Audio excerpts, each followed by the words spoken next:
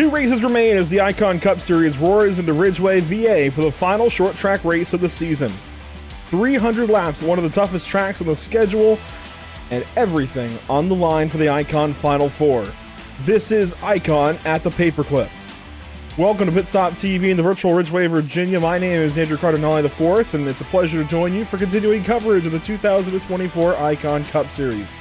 Tonight's coverage from Martinsville is brought to you by Whiplash Sim Cams, by ATVO, and, as always, by CC's Beadsness. Welcome to the virtual Martinsville Speedway. This is the penultimate round of 37 this season in the Icon Cup Series. This has been a long year to get down to these final couple of races, and boy, what a toll it's taken on some of these drivers. It has really worn these guys out, I'd say, over the course of 2024, and they're all ready to crown a champion.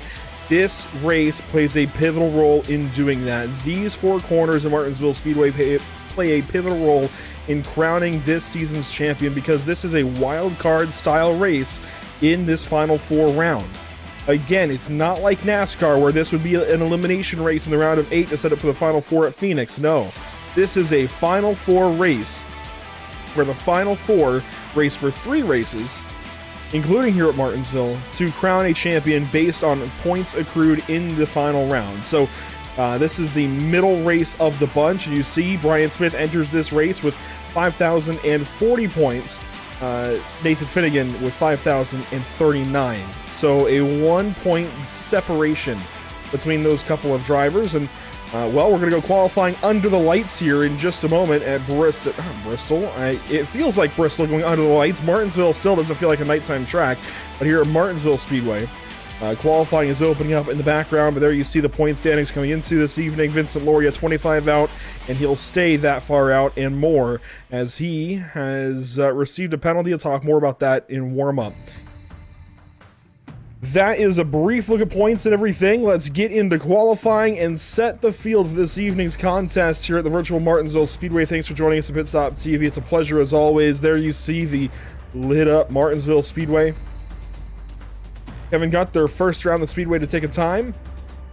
Adam Ball follows shortly thereafter. Kevin Gunther, Charlie Widener, Nathan Finnegan, everybody setting times. We've got to watch Nathan Finnegan very closely, I feel like. Was good here in the spring and might bring the fight to Brian Smith in this race. We'll have to wait and see. But there is Finnegan. Widener qualified so far in the 5th spot. Brian Smith yet to turn a time. And Finnegan to pole. There you go. That's exactly why I'm saying we're going to watch the 6 car. He's good on these short tracks.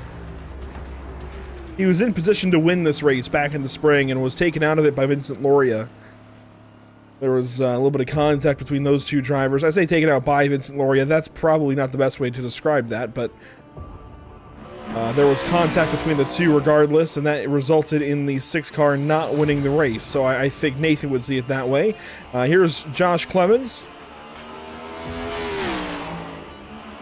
into extra time here in qualifying, and we'll now find Brian Smith, who's just begun his lap times.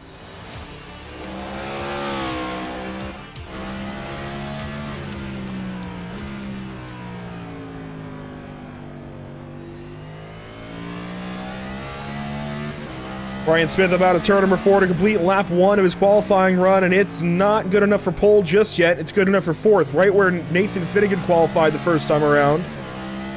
Let's see what he can do here on lap number 2, down at his turn number 3, under the lights here at Martinsville for qualifying. And for Brian Smith, it's going to be a 19.346. That's good for pole by 5/1000ths of a second.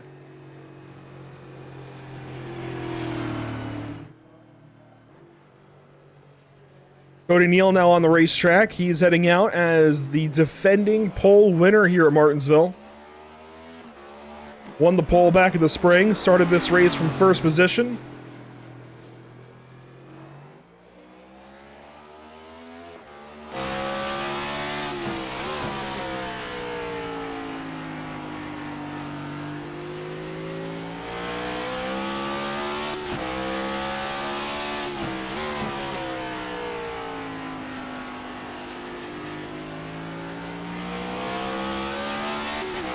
And Cody Neal's first lap, a 19.706. It was a little unsettled there for sure.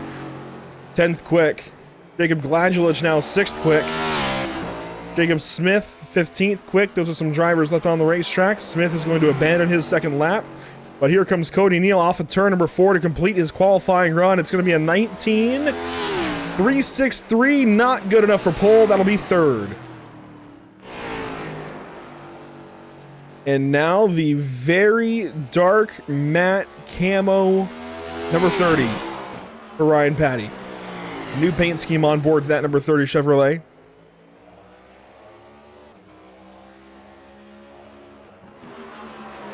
And that's not how you do that. That is backwards, Denny Hamlin style, into turn number 3.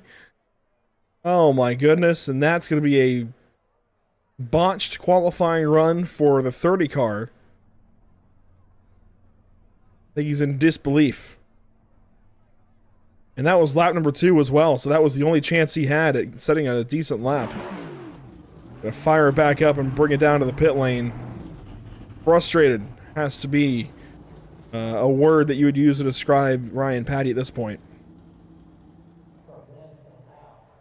And that will just about do it for qualifying. Nobody else on the racetrack. Cody Eldred, Brock Hersey, Ray Lane, Travis Gilbert, Kyle Diaz, all opting not to qualify. They will all start from the back of the field. By the way, weather conditions in that qualifying session, nice and cool. 73 degrees in the air, 75 on track. Not cool, I guess. Not warm either, as here we go. Into the afternoon now. It's so jarring to go from complete dark of night to complete light of day, but I laugh at it every time.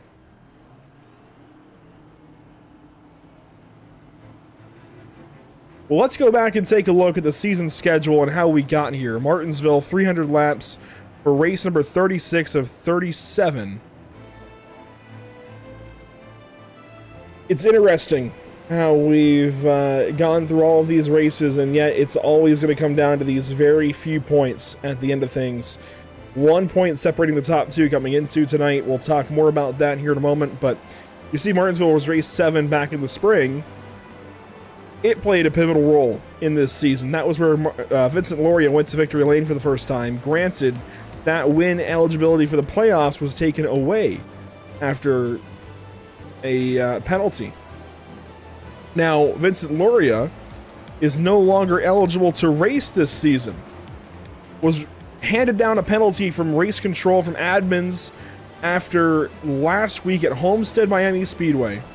And so Vincent Loria is parked for the remainder of 2024, including here at Martinsville and next week at Phoenix, meaning he will have to settle for 4th place of the championship due to on-track and on-mic conduct.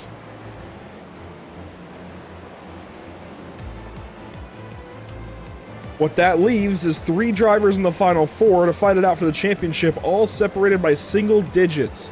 Brian Smith up by 1 over Nathan Finnegan, up by 9 over Charlie Widener. And Widener is going to be the long shot, the dark horse in this. Now we've got 2 drivers who have won 4 races or more apiece. Brian Smith and Nathan Finnegan, who are really good at these last 2 racetracks that we've got to look at to win this championship. I think Brian Smith has a leg up, certainly has a point up coming into this evening. I think Nathan Finnegan might have a slight edge at one of the 2 tracks. I don't know exactly which one. I would assume Phoenix, considering he won there in the spring. But he looked good in qualifying there and might be starting, I think he was starting alongside Brian Smith to get this one going here in a little while. That's a recap of point standings coming into this evening. A look at, well, how things look going into race 36 of 37. We'll take a look at some paint schemes on the racetrack. There's Brian Smith in the 78 car. Joshua Clemens right behind him. Kyle Gilbert is here this evening in the 227. Adam Ball is back in the 19 car, as you would expect. Josh Clemens, I see Kyle Diaz is here in the 26 car. Charlie Widener is, of course, here.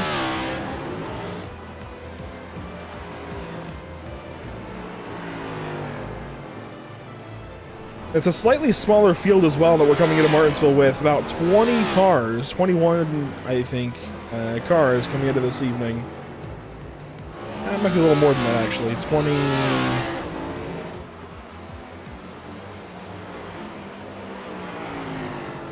It's like 23 cars this evening.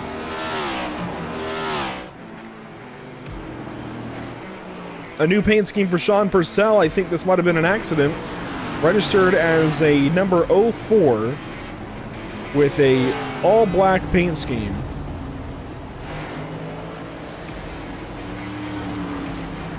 And this is his first race this season in a Ford as opposed to running in a Toyota. He's going to go down the garage area there. But it's interesting that he is registered this evening in a Ford as opposed to a Toyota. Not sure exactly why. There's Anthony DeSeo, sporting the same breast cancer awareness Vans number 15 that he's sported for the last month or so. Robert Bluen is here this evening. Brock Hersey is back. Of course, was a playoff driver earlier this year. Zach Lockett's back.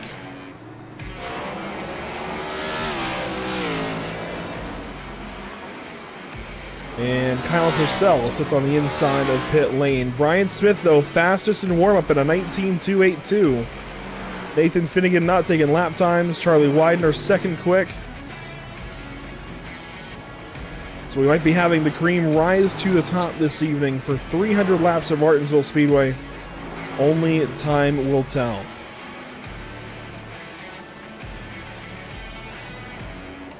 While the session switches over, a big thank you to all of our partners with Pitstop TV, Whiplash Media Simcams, ATVO, CC's Business, and Cody Williams Design. That will do it for warm-up. That means we're headed right into the race session. The sun is setting behind turn 1 here at Martinsville Speedway. Always a picturesque scene, not a cloud in the sky. Weather conditions 77 degrees and clear. Track temp 79 degrees Fahrenheit. It is a beautiful evening, virtual evening for racing at Martinsville Speedway.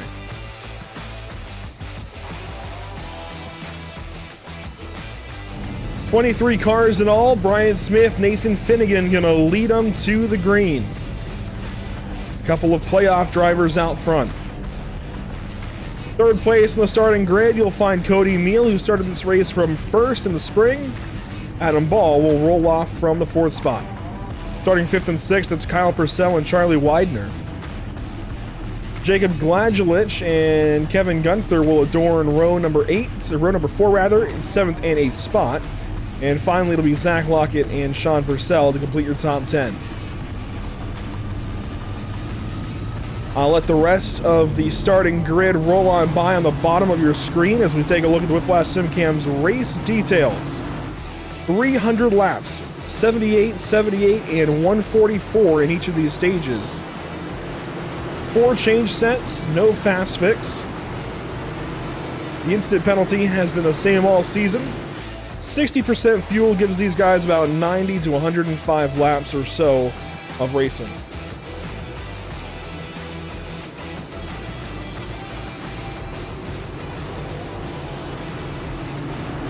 What's going to be important is that fuel number.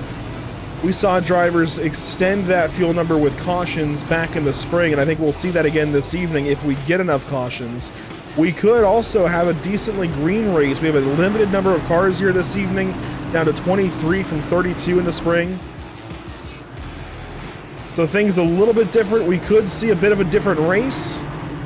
I think a lot of the drivers would like to see some green flag racing this evening as opposed to what could be a caution fest. But you never know at Martinsville. A lot of leagues dread this place. A lot of leagues love this place. You just never really know. Down to the Geico Restart Zone. It's the paperclip. It's Martinsville Speedway into the Geico Restart Zone and towards the start-finish line. Green flag is out for 300 at Martinsville.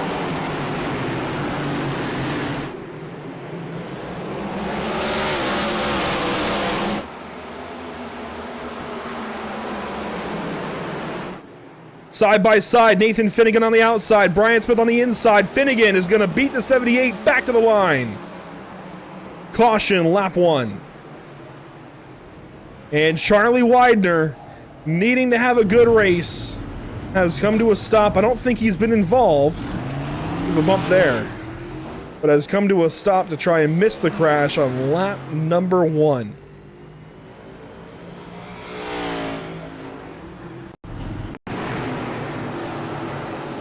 We'll watch it from his onboard. He got shipped up the outside lane, and it's actually him who's involved with the 04 off of turn number 4. Go back a little bit further.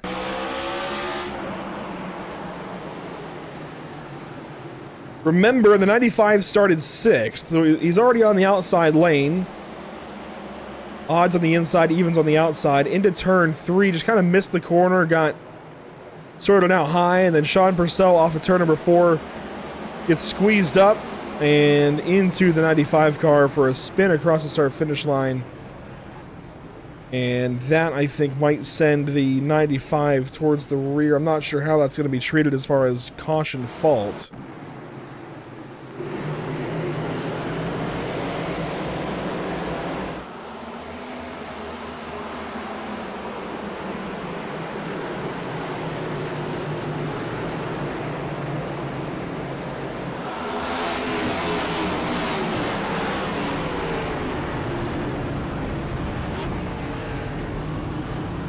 Joshua Clemens got a little piece of that in the 44 car.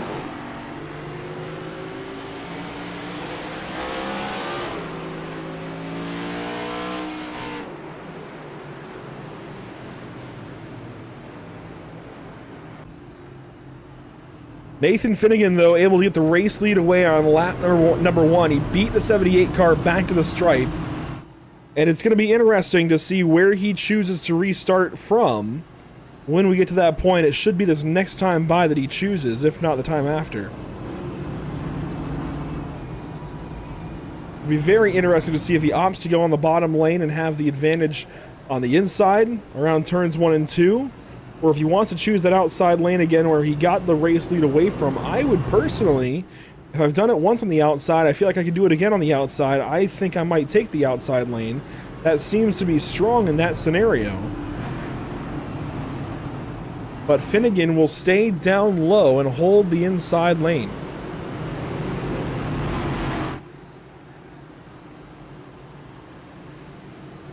The field lines up, is going to try this thing one more time.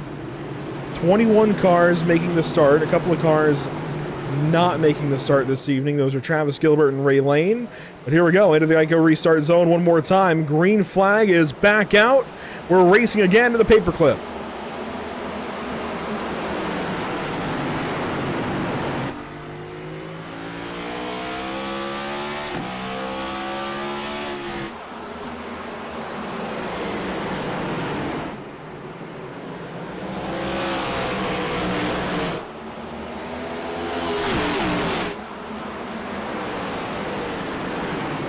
That time, 1 lap completed under green, and we continue racing beyond just that first lap completed. So lap number 2 now of the run. Nathan Finnegan gets away to a lead, and Cody Neal gets a little free there off of turn number 4. He's going to back up to Kyle Purcell. Finnegan goes fastest, a 19.239.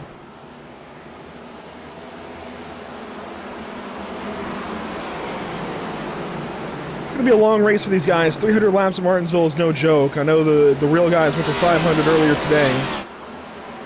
That is an especially long race at a place like this. 500 laps at Martinsville Speedway is a very long time. As I've mixed their names in the past.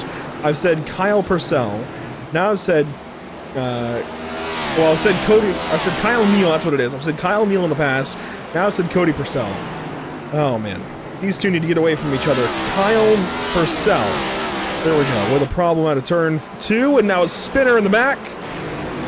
Kyle Gilbert. Robert Bluen's got problems. He's going to spin into the barriers off of turn number 2. And take a whole bunch of damage to the right side of that Cartoon Network 99 car.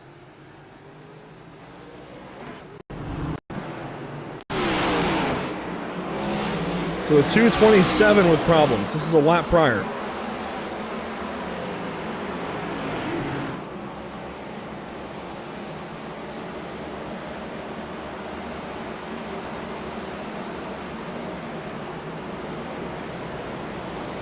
And it's going to be the 30 car. Ryan Patty just nudging the 227 of Kyle Vincent Gilbert. Charlie Widener got into him just a little bit, and then Robert Bluen goes for a spin off of the left side, it looked like, of Brock Hersey. There's the contact again.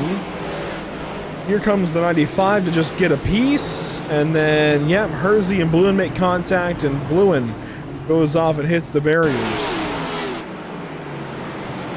Ryan Patty will go to the rear, but Robert Bluen coming into all of this, he's back behind it. And Hersey made a late correction down the racetrack to try and miss that crash, and there you see Bluen down into the barrier. Into the barrels, really. Want to check in on that damage for the 95 of Charlie Widener. Of course, he was involved in that lap 1 incident with Sean Purcell. Then was going backwards here on the restart, losing spots to Jacob Smith, then Josh Clemens. And then right here, trying to squeeze by, ends up collecting the rear end of the 227. But the car looks okay. Maybe a scrape on the right front, but it looks okay. So not much concern, I think, in the 95 camp. Certainly want to limit those moments. You can do some suspension damage that way, but at the same time, that's Martinsville for you. So a slow start to get rolling. I was just talking about how long of a race this is going to be for these guys. 300 laps at Martinsville is no joke. It's going to wear on them. They want to get these jitters out of the way early.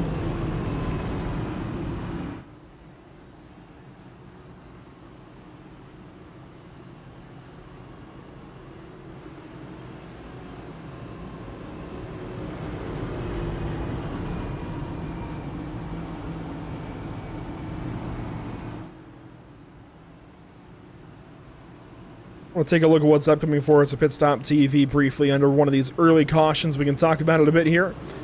Next up, Wednesday, November 6th, it's out to Las Vegas Motor Speedway with the Sim Wrap Market Series. That'll be for No Limit Racing on November 6th, this coming Wednesday. Las Vegas is their 4th race of their 18-race season. Following that, we head out to Phoenix to cap things off for the Icon Cup Series on November 10th. And then it's out to Atlanta Motor Speedway to begin a new season. With one season ending, we begin a new one with the BRB Butt Kicker Cup Series for season number 3 and a brand new logo there as we work into the Geico restart zone and back to another restart. Lap 16 becomes lap 17. Big problems for Brian Smith off the green.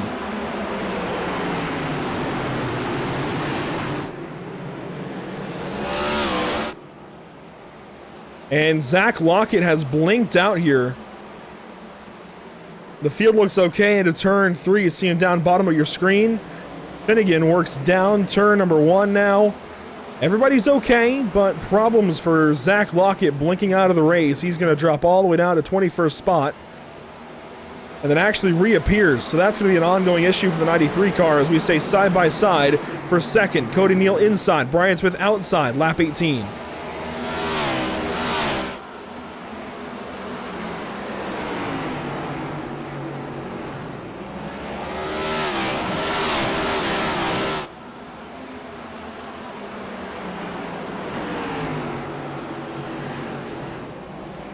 Smith still stuck on the outside. This time he gives up that spot, lets the 4 car go. And this early in the race, you've got to have some give and take. You've got to let somebody in early and just sit in line. That's the unfortunate part about it. It's so hard to pass here, so I know you want to hold on to that track position, but early in this kind of a race, you've got to sit back and realize you've got to make all 300 laps here. And for the guys for the championship, for the final 4 as well, Finnegan, Smith, and Widener, they are not fighting for stage points. They're only fighting for where they finish in this race. So the 78 can throw stage 1. He doesn't need it. He only needs to finish ahead of the 6 car and continue to grow that gap for the championship. 15 wins this season. It's hard to say he's not going to be the champion.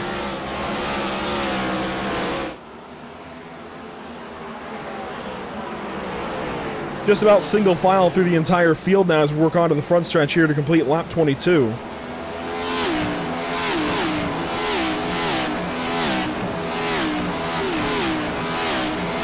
Yeah, single file all the way through here, so getting laps long.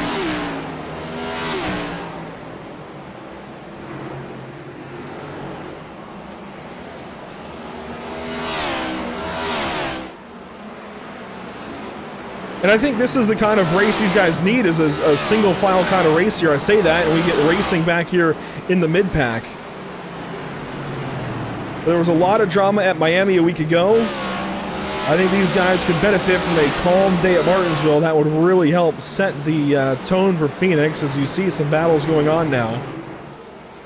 Ryan Patty goes by Kyle Gilbert. Kyle Diaz goes by Cody Eldred. And this all as we hit lap 25. Now the first stage will be complete at the completion of lap 78, so we've got a while to go. But these guys can do it on one tank of gas, so it's really just about managing tires to get there.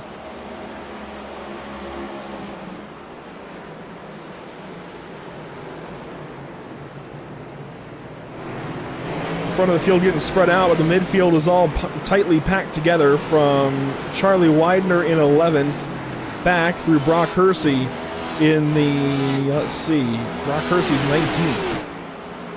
These guys are all just in a line. Hersey looks to the inside of Teseo there into turn 1, thinks better of it. Teseo goes up the racetrack and is going to give that spot up anyway, so Teseo drops down 1. And spinner and caution. Jacob Smith right there in the foreground, now the background.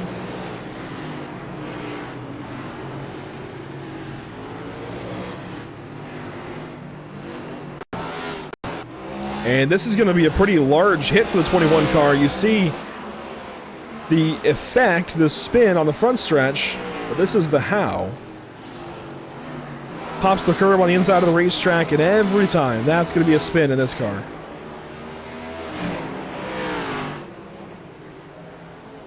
Going to be some right front damage to that 21 car. You see how bright red the brake rotors are, but this might actually prompt some of these guys to come in and pit. We'll see what happens here under this caution.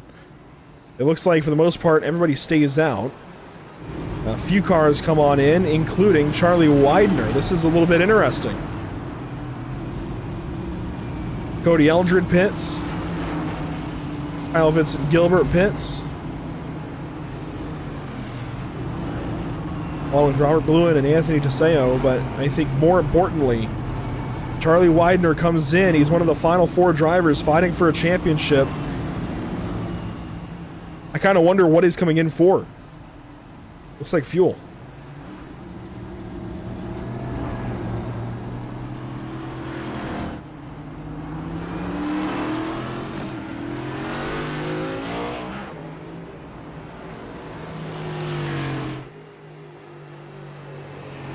So a short stop in the box for the 95 car. He will rejoin the field in 16th. I believe that'll move him up to 15th, though, as Jacob Smith should go towards the rear after being the single car spin.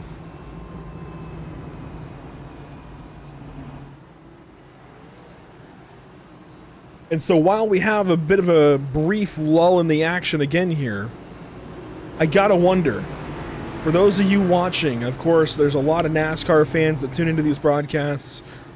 I have to imagine a lot of you guys saw what happened at Martinsville earlier today. What are your thoughts? Let us know in the comments.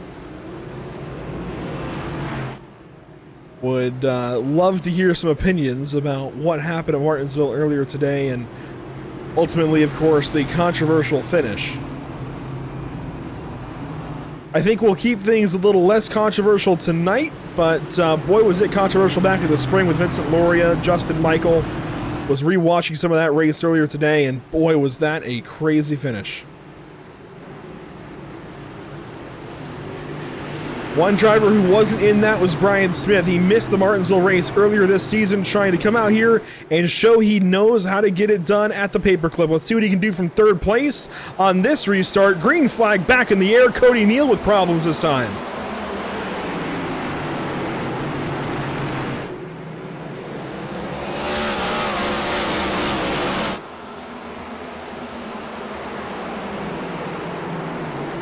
Kyle Purcell's able to go by Cody Neal.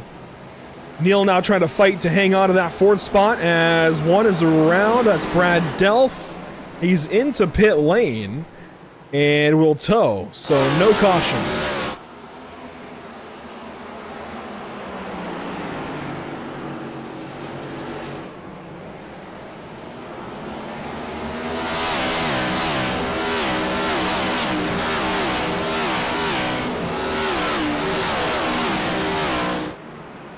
DeSeo and Widener fight here to turn 1. Widener on the outside, DeSeo on the inside.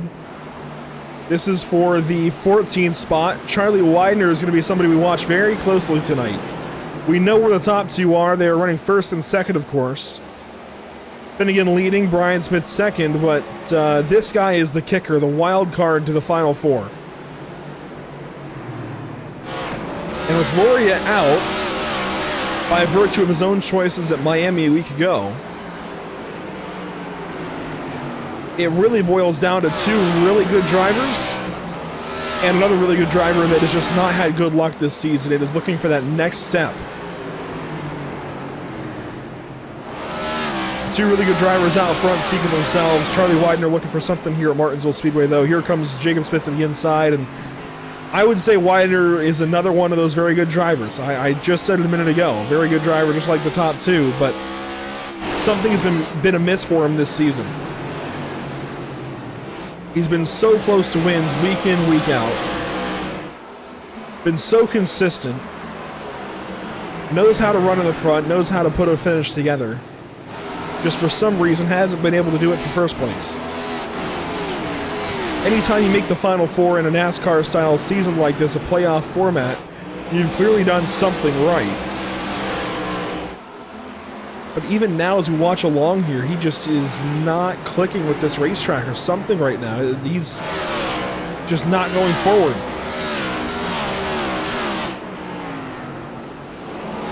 Someone who is going forward is Ryan Patty after the incident earlier on with Kyle Vincent Gilbert. Patty now up to 10th spot, so re-crack at the top 10 for the 30 car.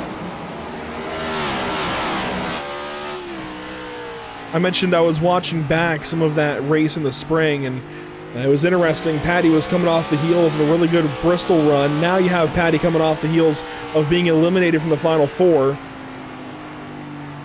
Couldn't make it past the round of 8. And now fighting to be the best driver outside of the Final 4, fighting for 5th in the championship. He's got it on lock right now, has a decent gap, but wants to get through these last couple of races and end up with that 5th place to be as high as he can in the season standings.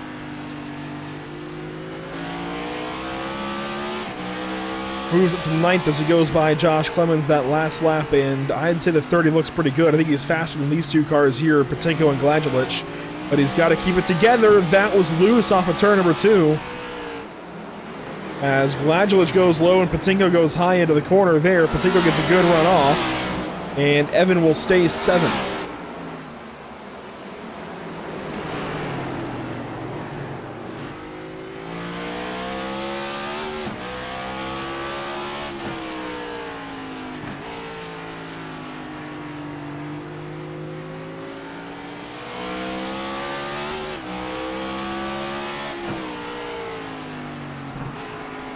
Here comes Gladulich. Wow, that was a big surge to the inside. I think he feels the pressure from Ryan Patty trying to go by and wants to move up himself. Patty goes by on the outside, or at least pulls up alongside of him, tries to go by on the outside lane. But no dice just yet for Patty. Trying to use the 96 car as a pick and get somewhere here on the 14 of Gladulich. This is for the 8th position now.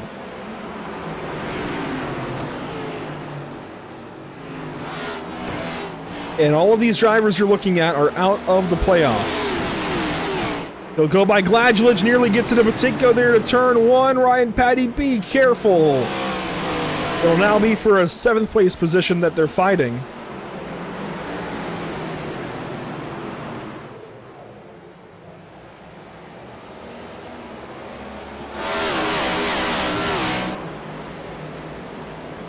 We watch on from the fan cam.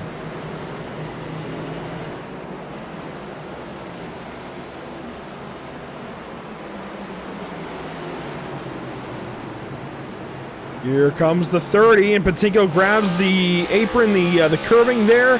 That's going to be a pass made for Ryan Patty. Blagilich goes by as well, so Patinko drops from 7th to 9th there in a matter of seconds.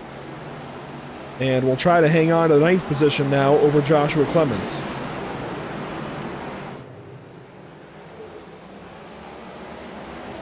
Finnegan leading just about every lap of this race so far, if not every lap of this race. I believe he's actually led every single lap to this point. And yes, he has, as we complete lap 50. We're working to lap 78 here to complete the stage, as your top 3 are clear of Robert Bluen. Bluen going a lap down now.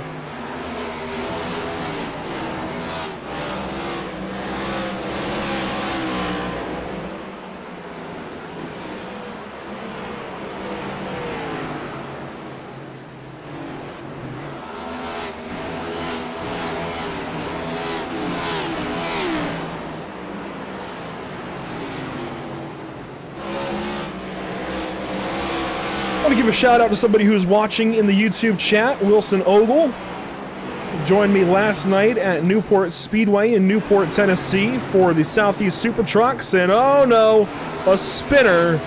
Kyle Gilbert in contact with Brock Hersey right in front of the leaders. No caution yet. There's the yellow. A very late caution for Gilbert.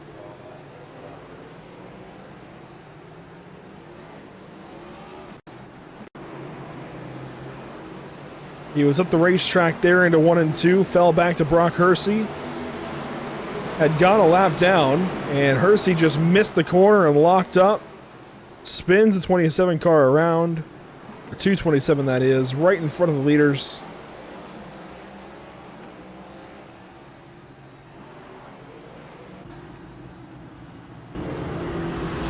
Still no pit stops from our leaders. They will stay on the racetrack here, I think, for the balance of stage 1. One car does pit. That's Sean Purcell back there in the 04.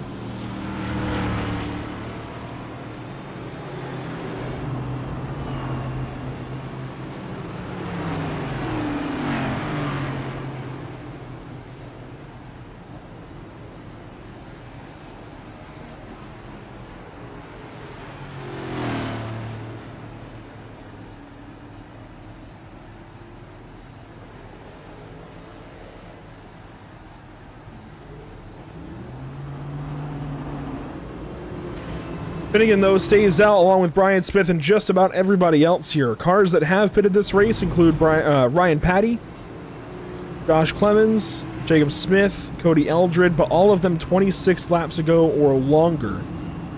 Patty pitted 42 laps ago. Clemens and Smith pitted under the lap 1 yellow. And Eldred and Widener, along with Teseo, all pitted 26 laps ago.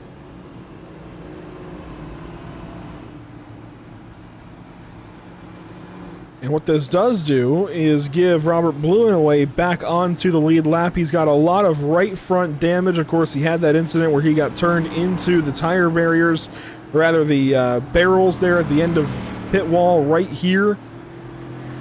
He's passing now. And of course, that was from contact with Brock Hersey. Hersey's cars seemed okay, but Hersey will go to the rear now of the field after that contact with Kyle Gilbert to send the 227 for a spin. And you see the right front damage to that 24 car as a result.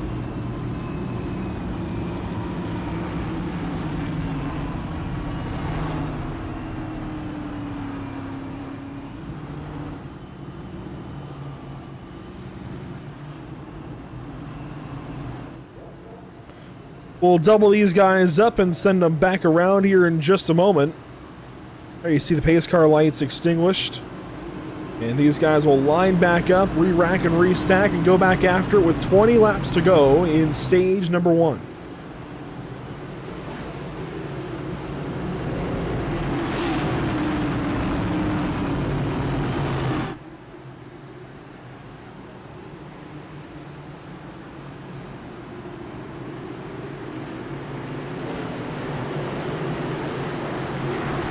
Let's send them back around here into the Geico restart zone. There goes the field. Waiting on the restart, and we are back green at Martinsville Speedway.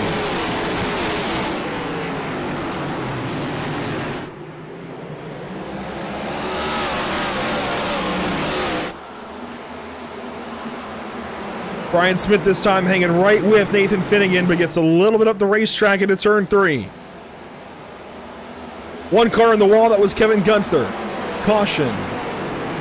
No caution.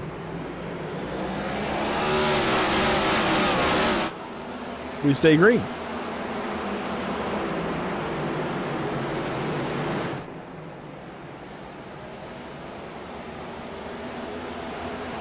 Single file back to Evan Patinko and Jacob Smith. Here comes Smith on the inside of Patinko and Gladulich. 3 wide into turn 1, and that got narrow quickly off of turn number 2. Gladulich falls back. Patinko hangs onto the spot. Clemens dives to the inside of the 14 and spins him around. I don't know where Josh was going, but that is a caution flag nonetheless.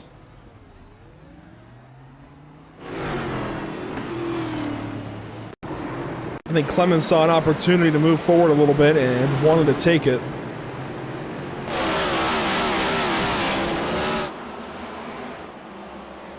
This will show the closing rate just closed in a hurry, and we had a couple of incidents like that back in the spring too.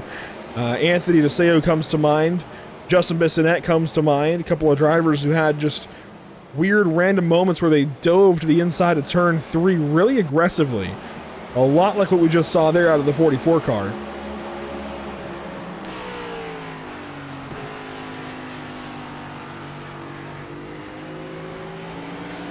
Another onboard.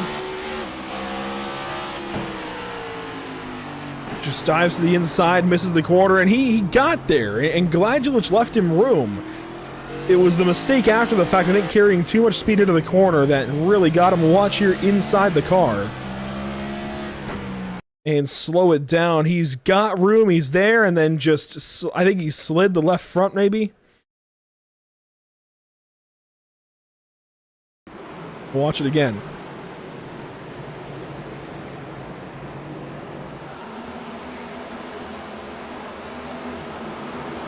Slow it down.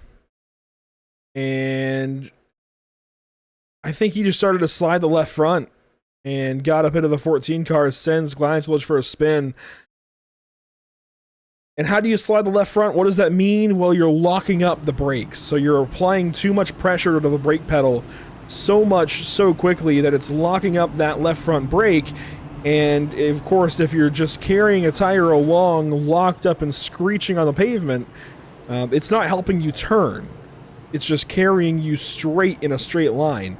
So you want to keep that tire turning to keep the wheel moving and literally pull you down into the corner. As soon as that left front locks up, you're going to go straight up the racetrack. That's what we saw there for Clemens. It was a worthy effort for sure, a valiant effort to get to the inside of the 14 car. My brain just completely got out of sync with my mouth there for a second. It was a valiant effort to get to the inside of the 14 car, but yeah, there you see the 44 will be sent to the rear as he was at fault for that incident.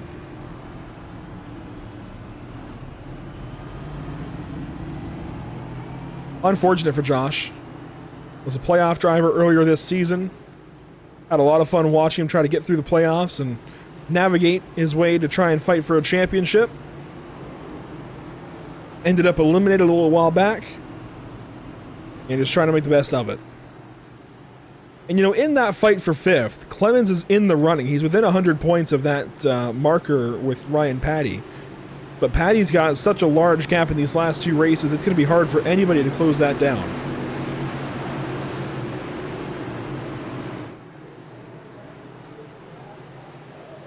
Let's try it again. Out of turn number 4. Green flag. Back in the air at the paperclip.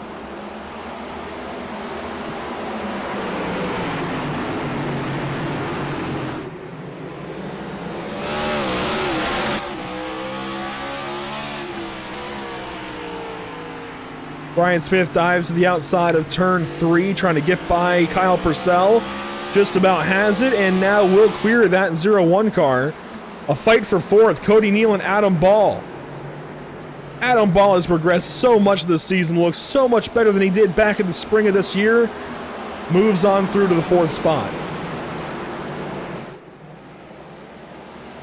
3 wide, right behind, Kevin Gunther in the middle. Jacob Smith down low, Evan Patinko up top. Patinko relents. Kevin Gunther stays on the outside of that 21 car, though. So a nice effort by the 31 to try and stay on the outside, but that will all be in vain. He'll slide back now as the 6 car opens up a nice lead over the 78. Finnegan over Smith. 9 laps to go in stage 1.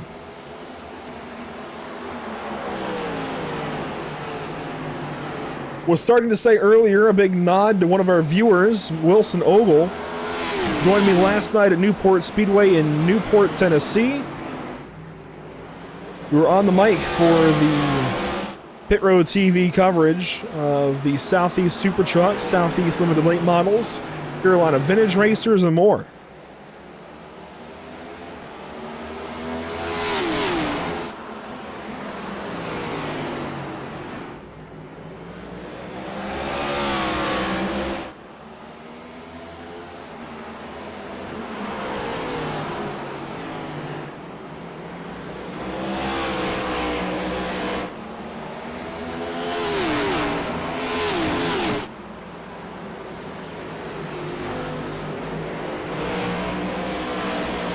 Been a pretty clean race so far, albeit those couple of incidents that have held us back under caution.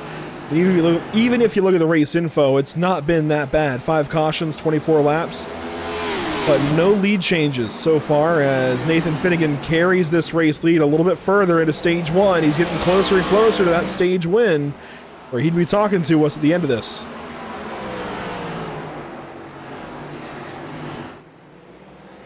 Problems for Clemens as he falls back to last of the cars running now. He is 19th spot. And just had a moment and falls back behind Robert Bluen. Meanwhile, 4 laps to go for Brian Smith to try and pass this 6 car. On board with Smith.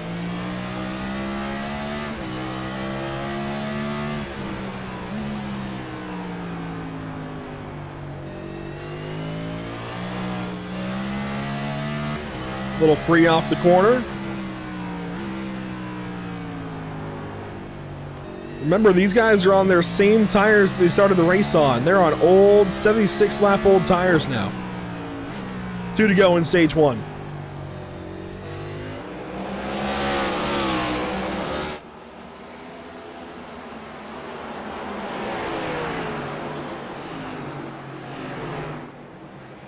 White flag for stage 1. It's going to be the 6 car leading the 78. Nathan Finnegan leading Brian Smith here.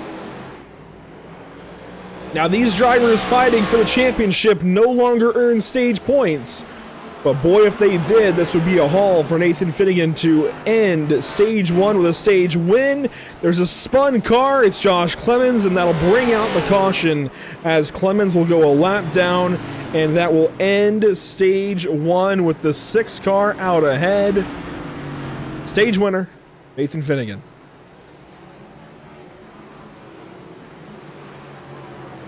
And the pit lane immediately opens up.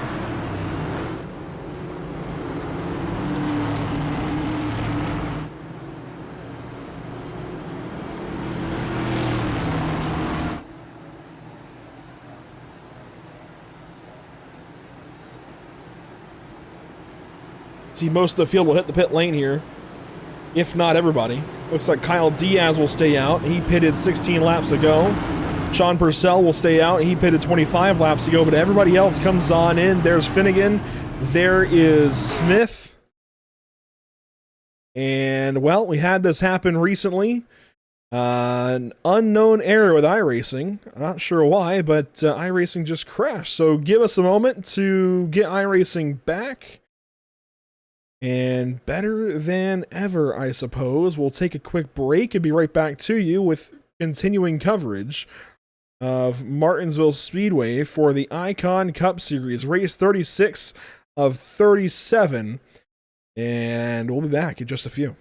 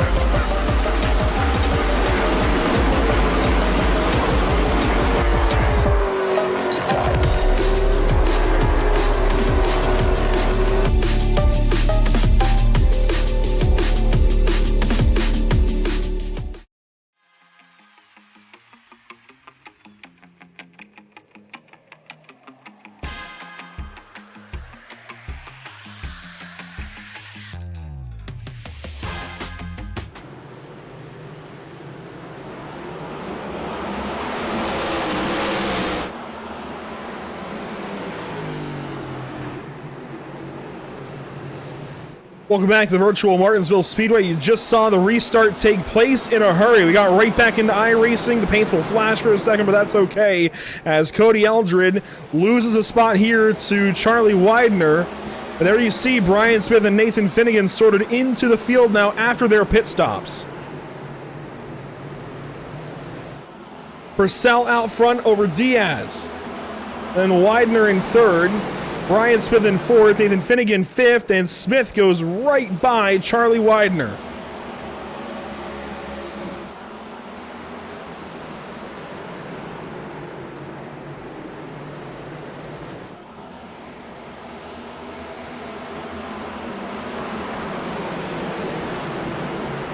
And Widener is going back in a hurry.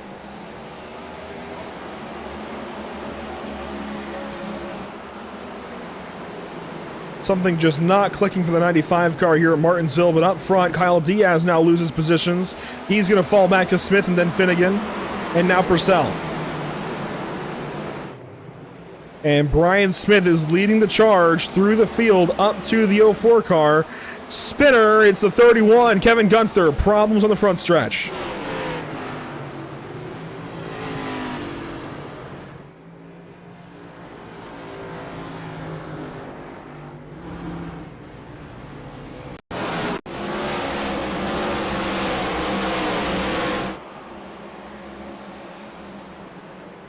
There you see Gunther running on his own.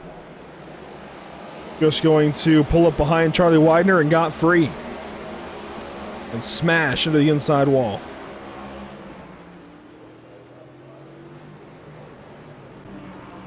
So while we couldn't do it last caution due to the technical difficulties, we'll call it, that we ran into, we will grab Stage 1 winning driver Nathan Finnegan. We had some technical difficulties the previous caution, but Nathan, you're the Stage 1 winner, and that means that really nothing changes, actually, because you guys are earning stage points for the championship, but it does kind of start the night off on the right note, right?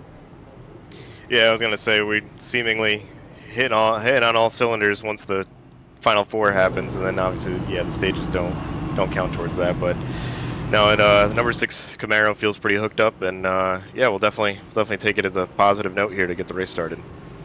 And of course, being sorted back into the field, you lost the track position on the 78 car. Is there any way you can get that back?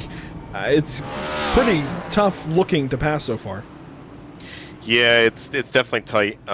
We kind of got the short end of the stick starting on the outside there on that restart, and you know, yeah, honestly, the caution kind of came out in an opportune time for us here now, starting in P3. So hopefully we can get a good jump here when the 04 goes, and just get a nose in underneath the 78 and try to wrap that seam as best we can on the bottom. A lot of laps left to go here, 60 more than in the spring. You were good here in the spring, had a chance to win. Some contact took you out of it. Do you want to get that revenge almost and go back to victory lane here? Yeah, we'd love to get ourselves a grandfather clock. It's been a while since we've been to victory lane, and you know, what better way to do it than right in the playoffs. So yeah, maximize our points for the day would be awesome. Gotta ask you a silly question. Of course you want to win this race, but anyways, Nathan, it's good to talk to you, and hopefully, best of luck along the way. Maybe we're talking to you after stage 2 as well. Appreciate it, Andrew. Thank you. And that's Nathan Finnegan, stage 1 winner. He's going to restart here right behind Sean Purcell. Pace car lights are still on for now. Purcell's going to lead us back to the green flag over Brian Smith and Nathan Finnegan. We're on board with Finnegan now.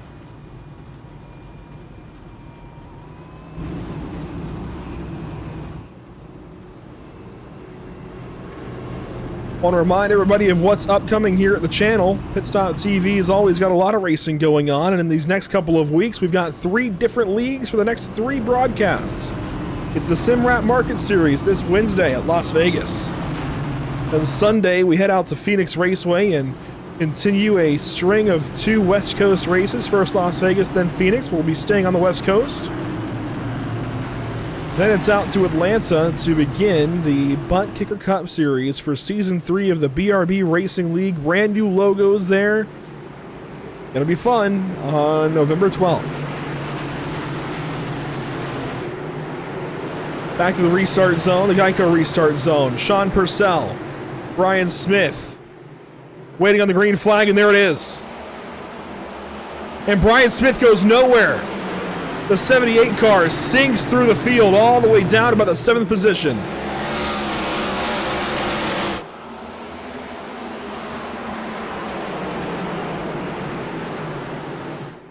Nathan Finnegan gets by Sean Purcell, and look at that. The 78 races back into 5th, but he's now back behind this traffic. Finnegan leads the race. Wow, what a restart. And there's calamity behind. Cars 3 wide off the corner. No caution, no crashing. Just craziness all over the racetrack to begin stage number 2.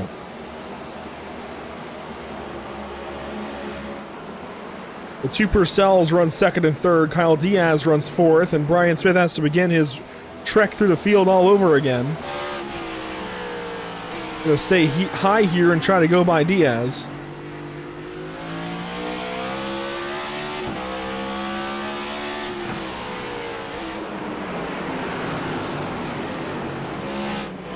Very few cars pitted on that last yellow. Gunther, Eldred, that's really it, as one car spins and it's Ball. Adam Ball around in turn 2, quick caution.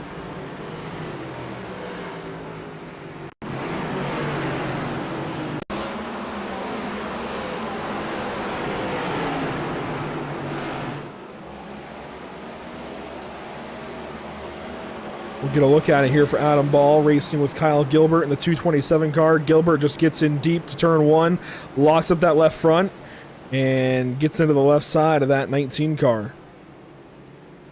Very similar to what happened to Josh Clemens when he got into Gladulich, where you just get deep into the corner there and you lock up that left front tire, you carry it into the corner.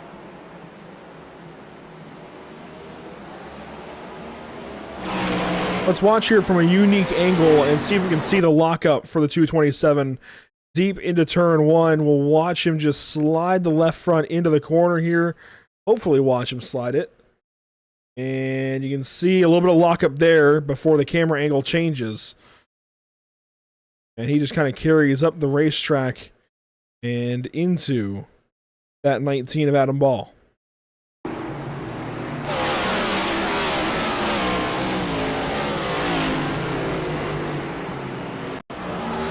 And what's that look like behind the wheel? Well, here it is. It doesn't look like much. You just tap the brake a little too hard, and that's what happens.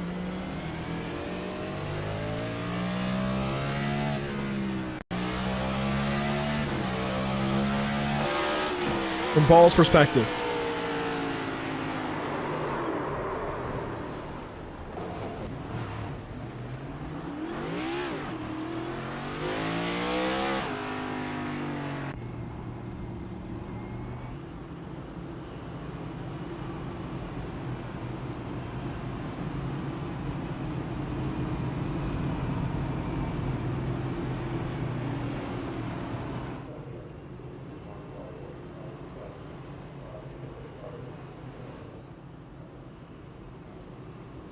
You see a big difference in the line here under caution from the 2 Purcell brothers. Sean all the way on the inside, Kyle all the way on the outside. I'm not sure what that does. But I think they're having a little bit of fun here under caution flag period. Kyle Gilbert comes into the pit lane, and he will go towards the rear of the field here. Gunther works on the pit lane as well under this caution. And I think Gunther might be coming in for damage repair.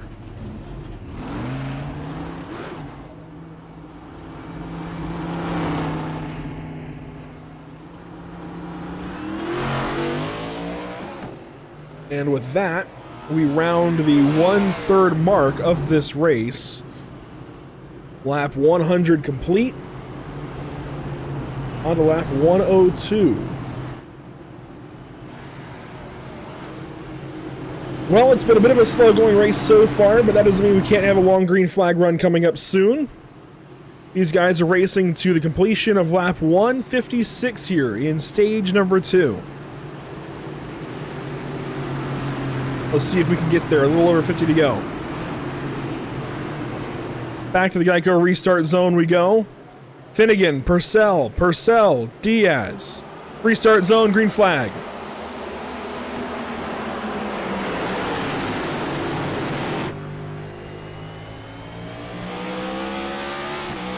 Brian Smith right on through to third place. He's going to go right by Diaz, right by Purcell, and now sit in a Purcell sandwich. Kyle ahead, Sean behind.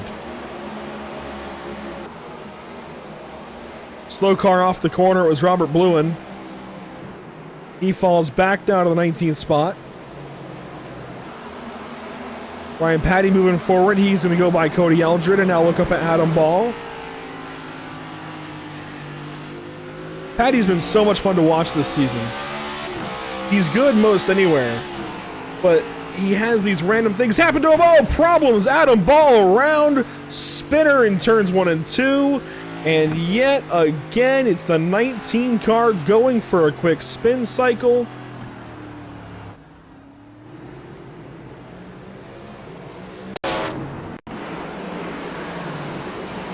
We'll see here what happened to the 19 in Collar City Racing.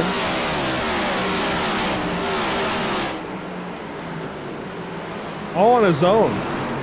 Just backed it into the corner wrong.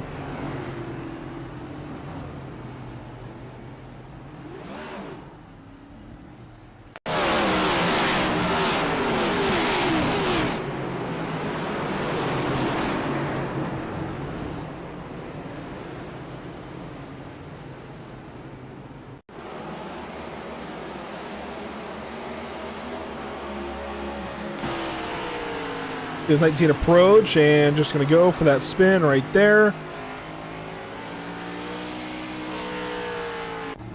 That was from the point of view of Josh Clemens just ahead. And Ball's going to come down the pit lane and probably take some tires, if I had to guess. See Gunther in the pit lane taking repairs. And sure enough, tires going to go on the 19 car of Adam Ball. Kyle Gilbert also in the pit lane taking repairs. Robert Bluen comes in under this yellow. These guys just nursing those repairs, trying to get through this race and get down to the end of things. Let's dial up a driver we've talked a lot about so far, and somebody that we've been watching in the Final Four, Charlie Widener. Running in the 9th spot, currently under caution. It seemed like you have some decent speed to get into the top 10, but need that next step. What's going on for the 95 car today? Yeah, I'm just going to need to try to get to the track position and keep it. I did that pitch strategy to try to get up there, and I didn't get to the bottom of the track and got the train going around on the bottom. Got me back here fighting for a top 10, but we'll just got to stay out of trouble and try to be there at the end, and maybe we can sneak up there. Hey, half the battle here at Martinsville is staying alive. Is there a specific plan to that? Is there a specific way to do that, I guess, the best? Or is it just trying to hang on and make sure you're not the one in all these cautions? Right, just try to make sure you're not the caution. I've already had to avoid 3 or 4 cars on the track, and preferably be in the top 10 because you assume that most of the wrecks are going to be behind you. So let's just keep all that strategy, and really just trying to race. I'm racing against myself on some of these corners. I'm embarrassing myself with some of these entries and exits, but we'll get it figured out. And if you can just survive here at Martinsville, do you feel better about Phoenix next week? Yeah, I do feel. I ain't gonna say I feel a lot better, but I like Phoenix, and I should do decent there. All right, well, there you go. Driving the App State Mountaineers 95 Toyota Camry. Charlie Widener, good to talk to you. Best of luck. Thank you. We'll see what Charlie Widener can do here. Definitely sounds like he's a little bit frustrated maybe with the way this race has gone for himself so far, but there's a long ways to go. A lot of time to try and correct the slide and get back into this race. Out of turn 4 to the Geico restart zone. Lap 110 will be complete. Lap 111 begins. Green flag back in the air for Nathan Finnegan.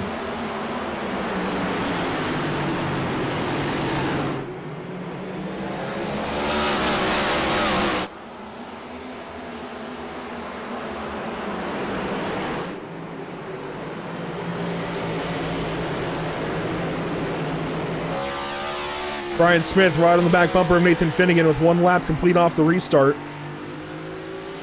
This is about as close as these two have been all night long, and that was a really good run off the corner for Smith. He looks to the inside of Finnegan, teases the nose down there, but stays in behind.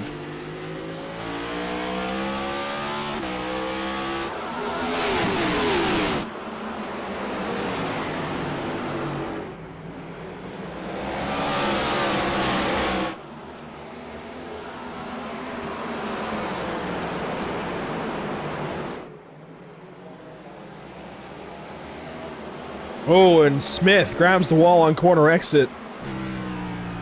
Falls back just a little bit of that 6 car, but stays along with him here through 1 and 2. Grabs the wall again on corner exit.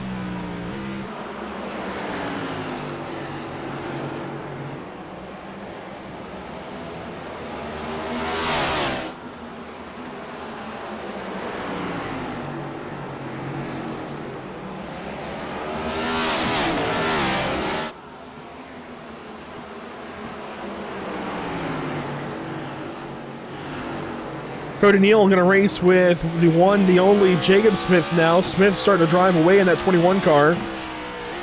As Finnegan runs the fastest lap of the race, and Brian Smith has a big problem, goes up the racetrack big time, loses a lot of time to the 6 car.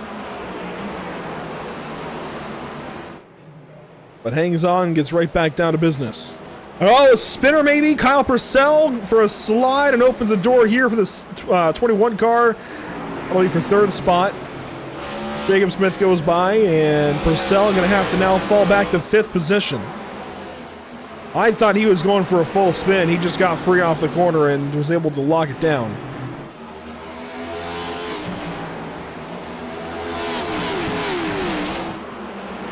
A little bit of racing further behind these guys. Sean Purcell, Jacob Gladulich, Josh Clemens. This is 7th through about the 11th spot. Clemens now under fire from Patty, who's going to go right on by in turns 3 and 4. Clemens gives it to him.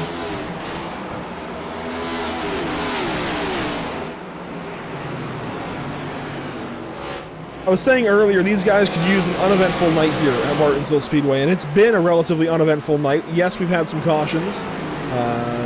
This shows 4, but I think we had about 4 beforehand before the iRacing crash. And whoa, 1 car going for a slide. That was Cody Eldred. Hangs on to it. So yes, we've had some cautions, but it's been a relatively clean night, relatively uneventful, which is what these guys need. It was an eventful day at Miami a week ago, a little bit of drama here, a little bit of drama there. I think they'll take a calmer day here at Martinsville Speedway. I say that, we've got a crash.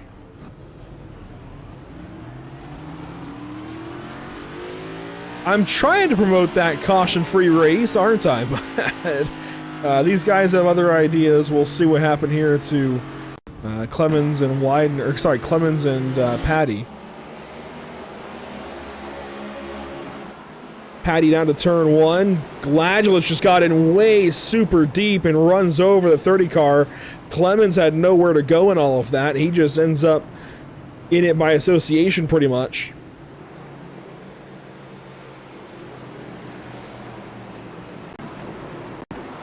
This is not the first time we've seen somebody just outright miss the corner and get in deep. I'm not sure what's going on for these guys, if the setup is just that tricky to drive or what's going on, but Gladulich just got in way, way deep there and runs over the 30 car more or less. And sends Ryan Patty for a spin.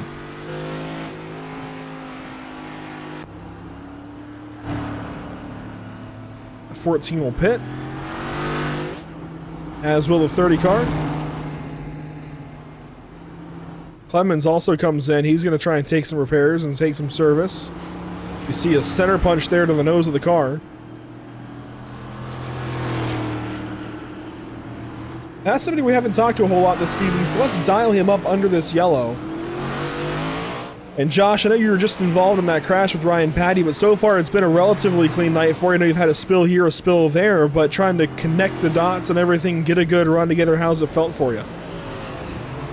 It's been all right. I just it's tough to pass. You know, I can't get off the turn as well as I'd like to, but I feel like I get enough speed into the turn. But we'll see how it goes from there and see if we can get some passes and follow some people through, or you know, play the give and take game.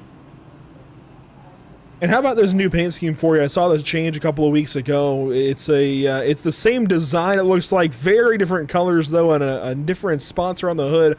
What's going on there? Why the change? Well, you know, I am a fan of the Dale Jarrett and all that stuff, so I do a lot of try to do some modern inspired stuff by take it back with that, So that's basically where it comes from. And Josh, it's good to talk to you. I know it's been a while, and last time I think we talked to you, you were in the playoffs or about to be in the playoffs. And while we have this moment under caution, sum up your playoff run. Yeah, it was opportunities lost on a couple places in the round of 12, but it'd been nice to get a little bit farther. But there's a lot of talent in this place, and it's a fun league. So that's basically about how it's been. Good to talk to you again, Josh. Best of luck here. All right, thank you. Take care. Joshua Clemens racing now in the 15th spot. Nathan Finnegan will bring us back to the green flag. There goes the iRacing.com safety car back to the relative safety of pit lane. Out of turn 4 and back to the Geico restart zone. Green flag on the way, and there it is. Nathan Finnegan brings us back to turn 1.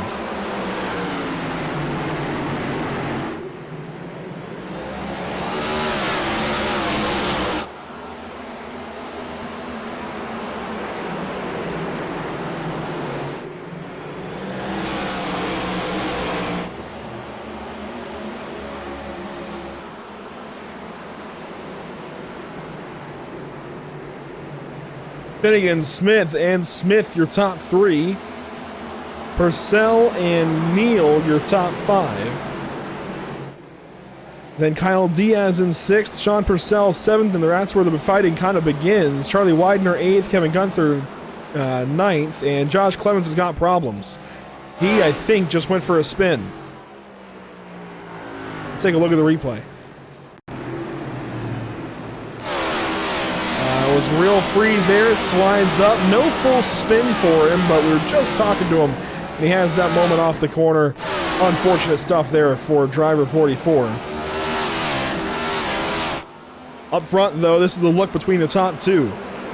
This time by, it'll be 26 laps to go, I believe, right? 78, 156, yeah. 26 laps to go in stage 2.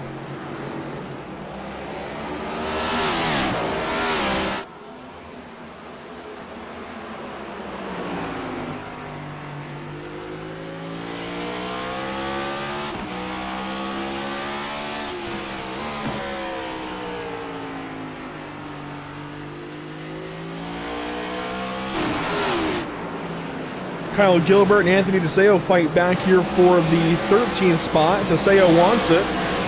Gilbert's trying to hang on to it. And Brock Hersey washes on in the 24 car. Oh, and there goes DeSeo for a spin off in the corner. Caution. Saw that one live, but there is the 15 trying to get back righted, and that's a lot of left front damage now to that car.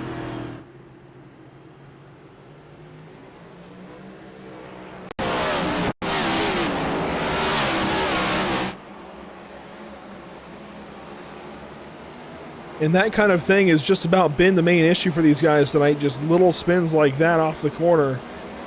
Boom, big hit. It's either that kind of spin or it's a lockup into the corner, a left front lockup. That's been getting these guys all night long, and that's pretty much the reason for each of these cautions. One of those two things.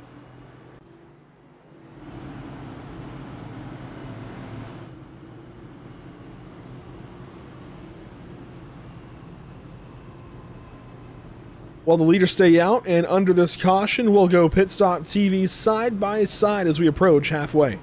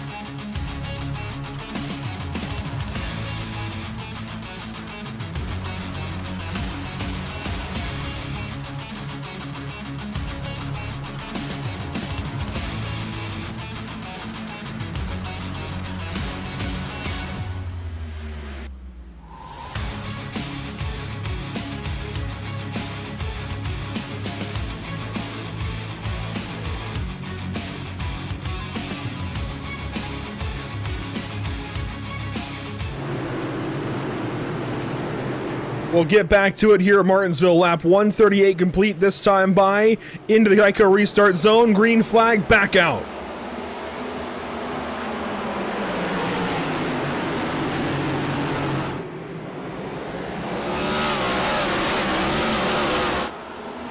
A couple of Smiths sorted out for second. Brian Smith taking the advantage over Jacob Smith.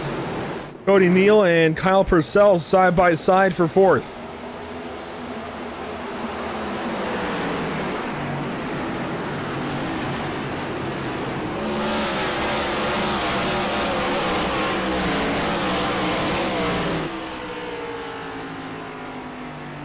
And Purcell's going to win that fight over Cody Neal. And Purcell actually pulls up and dives to the inside of Jacob Smith. The two Smiths having problems. Kyle Purcell trying to take advantage of it. Just about did, and is going to still try down here in turn 3. Nearly some contact between those two. And we're approaching halfway.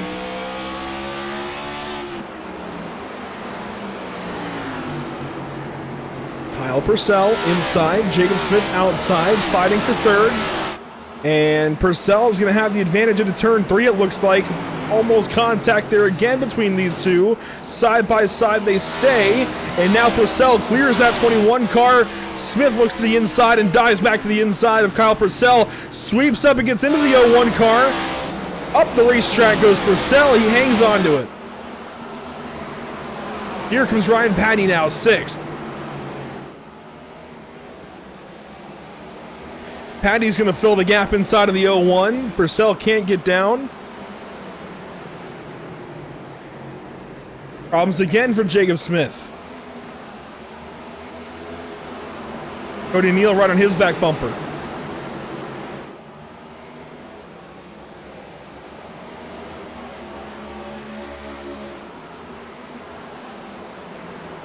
Tight battles across the field.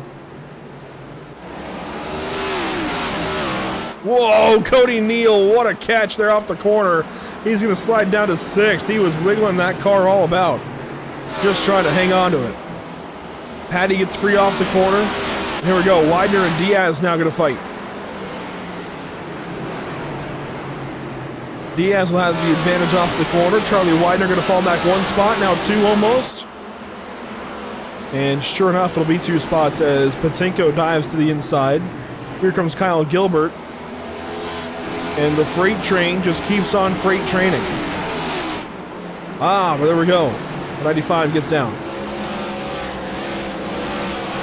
Gunther and Eldred run side by side. Sean Purcell right behind him. A couple of teammates here in the 31 and 32 cars.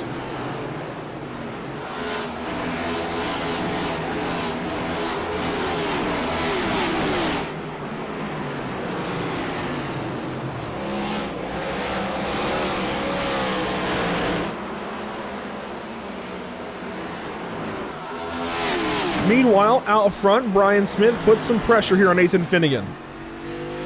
Inside of 10 to go in stage 1.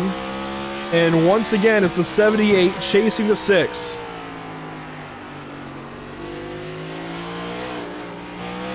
Problems there for Brian Smith. He just doesn't look quite as good as the 6 car today. He's got speed. He put the car on pole earlier today for qualifying. But he just doesn't look quite as good as Nathan Finnegan in racing. And these two have driven away from 3rd place. Now, part of Ryan Patty's success is he pitted some 28 laps ago, so he's got... actually, it looks like it was only for fuel. That might be more weight in the rear that could help settle the car, maybe, so that could change the balance of the car slightly. Who knows? I doubt that would be why he's driven through the field, so something just going right for the 30 car maybe. But he is into a stage point paying position in 4th. Purcell will take a point here in 5th as long as everything holds. Jacob Smith, a part-timer, it doesn't really matter for him. And then these two, it doesn't matter for these two. Finnegan and Smith, it only matters where they finish this race, not what they do in the stages. Caution. Gilbert around. And this will likely count as the stage caution. So stage 2 winner, Nathan Finnegan. Quick spin off the corner for the 227, slides into the inside wall.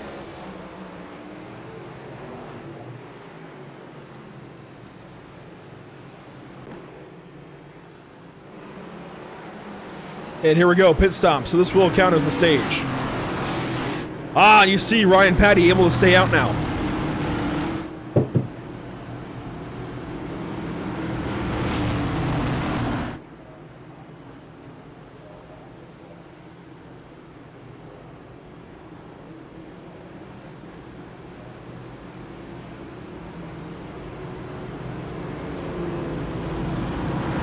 Pit stops aplenty, everybody coming in for service. Finnegan, Smith, everybody coming in. We'll watch the race off the pit lane here in just a moment.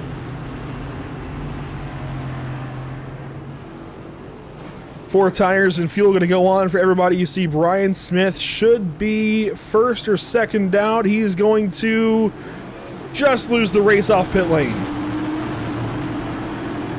Then Purcell, then Smith, Neal, Ball, Diaz, and Patinko, it looks like, the race off the pit lane.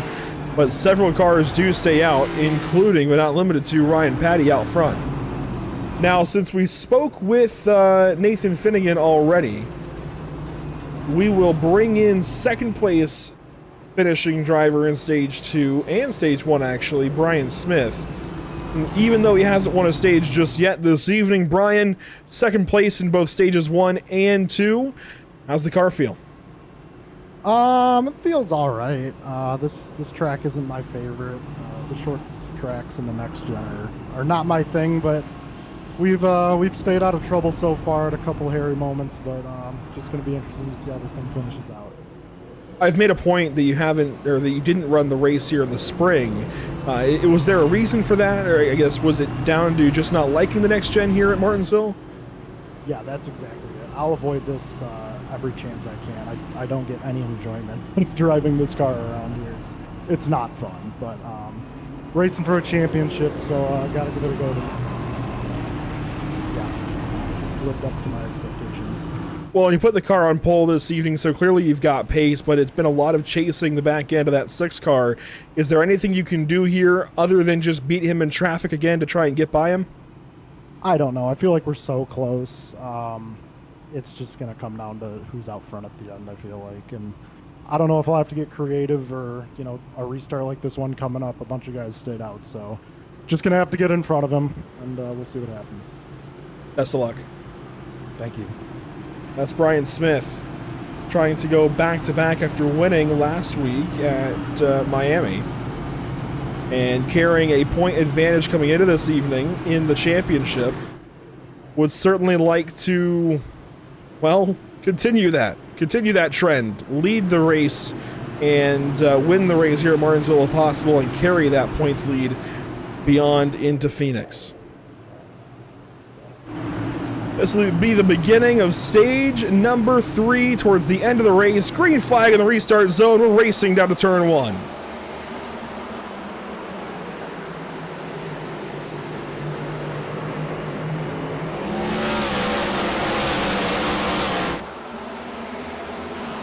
Three wide, Brian Smith, Nathan Finnegan right in the center of the field. Finnegan on the outside, Smith on the inside, Tiseo way out there, and Finnegan's going to get sorted in behind Brian Smith. Just like earlier, getting through traffic, the 78 has the advantage. What a shot there, Finnegan with a big mistake. He's going to go for a spin. Has led just about the entire race. Problems here, made a mistake, gets in deep, was almost in the back end of the 78 car, and that is everything Brian Smith wanted to see.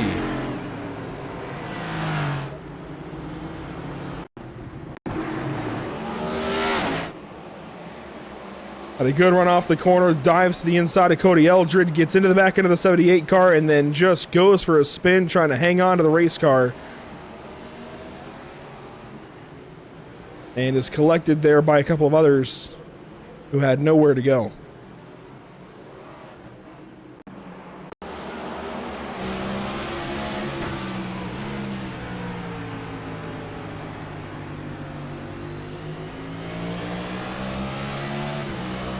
He had a heck of a run down to the third corner right there and just locks up. Spun it around pretty quick in a hurry, backs it up into the wall, gets a little bit of contact there on the right side of the car.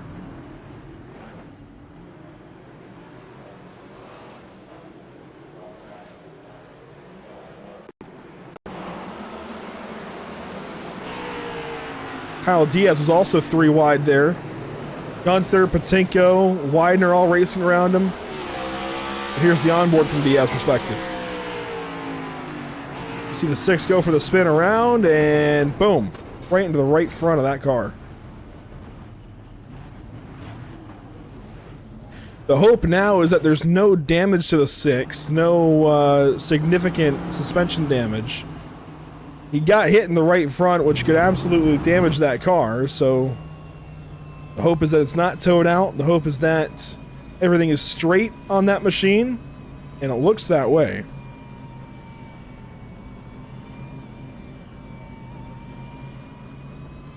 Yeah, he'll have to go from the back to the front now. That's going to be difficult. It is so hard to pass here at Martinsville. Drivers talk about it all the time. So hard to pass in this next-gen car here at Martinsville Speedway. That is going to be near impossible. But if anybody's up to the challenge, I dare say it would be the driver who won the first 2 stages of this race. He's got a whole half the race left to go to do it. It's just going to take some time. Well, Ryan Patty leads under this yellow. Of course, he stayed out under the last caution to assume this position. And it looks like he may be choosing to restart this race from the top of the racetrack, as that will bring us to the 1 to green signal, and Patty stays up top of the track. Purcell, I think, is a little bit confused by it.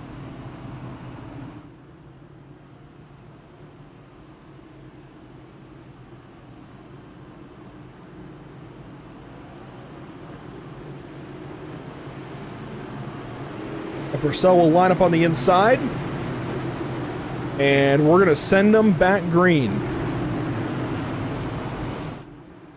So green flag on the way to restart this race into stage 3 now. A long ways to go. Green flag back in the air. Smith to the inside. Purcell misses turn 1, but will hang on to second place.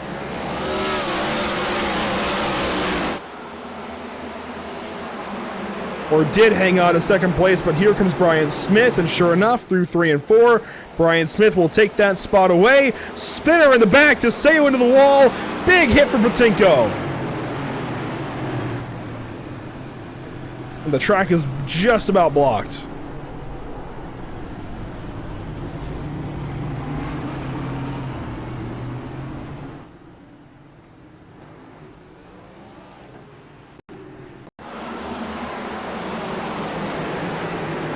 Patinko and Teseo both go for spins here.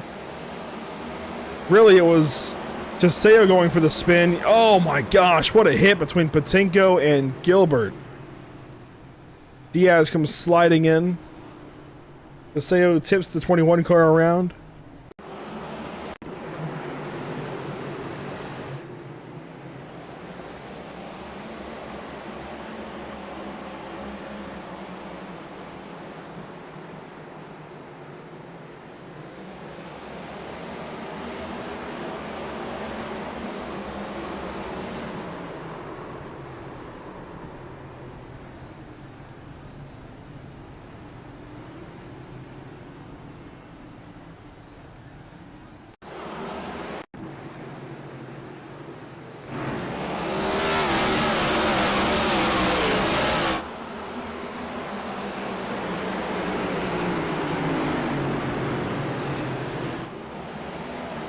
Teseo just cut the wheel back left and got tipped off the nose of Patinko. Nothing either driver did wrong. You see Smith go for the spin and then get turned back around by the 15 trying to advance back onto the racetrack.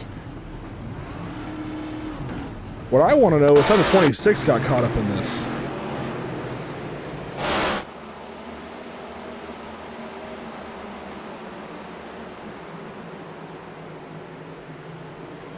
Driver out of California, won at Talladega earlier this season in the playoffs. Got tipped around by the 99 car who did not check up as hard. And sends the 26 for a spin. You see Finnegan go by, Hersey go by.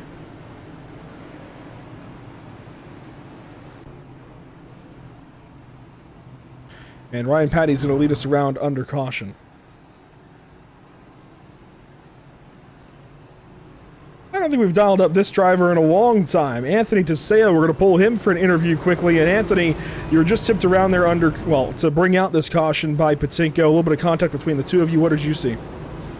I don't know. I've been trying to keep it straight. I'm trying just to be as clean as I can and run my race. I think he kind of just hit me a bit, but I don't know. I claimed it just in case it was me. I didn't really get a good look at it. This is a challenging place. Go through some of the challenges with this car, this setup here at Martinsville. It's not an easy track to get around in this car. No, so if you're stuck on the outside, there's not much for you to do. Some of the guys are making it work, but you can't drive out of the corner right. It's hard to drive into the corner. It's just, if you get stuck on the outside, you're pretty much at a disadvantage. How twitchy is this car, especially on corner exit, even if you're exiting off the bottom? It's not too bad. I've gotten pretty good at laying off the gas and trying not to overdo it, but it is definitely, if you start gassing it really hard, you kind of get real loose. Well, Anthony, it's good to talk to you for the first time in a long time, if not ever. It's been a while. It's good to chat with you. Best of luck here on the restart. Thank you. I appreciate it. Anthony Teseo going to bring us back to the green from the rear of the field. Ryan Patty up front, going to lead us back to the Geico restart zone and turn this one back to green flag. Here we go. Into the Geico restart zone, and we're back underway in stage 3.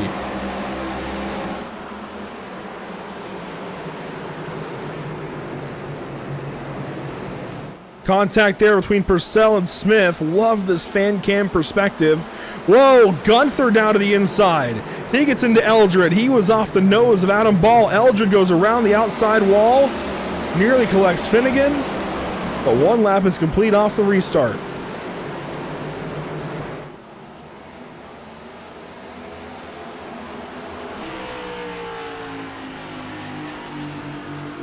And here we go. Brian Smith to the lead at Martinsville. The only driver that's been able to cover him up today has been Nathan Finnegan. And Finnegan is in the rear. Well, he's actually back up to 6th. Or, sorry, 8th. Oh, Brian Smith grabs the curbing, but is able to complete the pass on Ryan Patty. Patty looks to the inside, nearly sends the 78 into the corner. Almost contact there. Oh, maybe there is some contact. The 78 got free.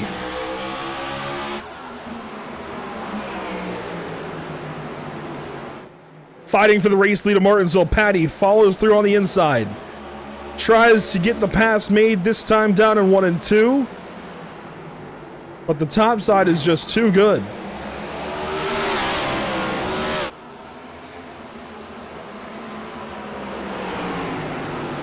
Finnegan now through to 7th. He gets by Charlie Widener. He wants to see these guys keep fighting. He needs a 30 to put up a fight.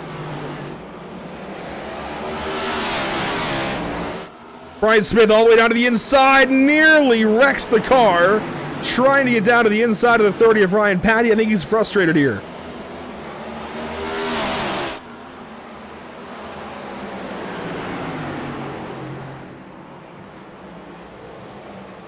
Smith with a good exit. He's really good off the corner, which makes sense. He's really good at those driver racetracks, really good at putting the power down really efficiently. Gets a good run here. Patty makes a mistake, opens the door to turn 1. Brian Smith goes on through Patty up the racetrack, and that, I think, will complete this pass once and for all. Cody Neal has to check up as Nathan Finnegan works to the inside of Sean Purcell. This will be for 5th place. So Finnegan is nearly gone from the back to the front. Spinner! Cody Neal around with Kyle Purcell. And they're still crashing.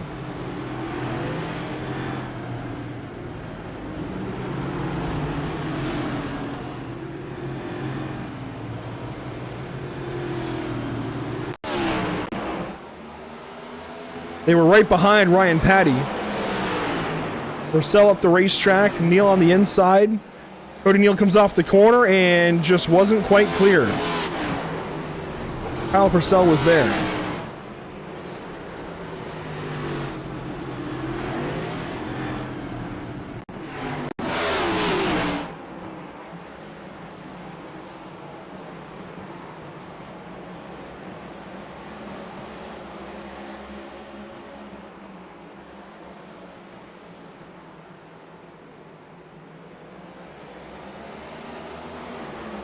Oh, Purcell came down a little bit, and they met in the middle. I don't think either driver's really at fault, unfortunately.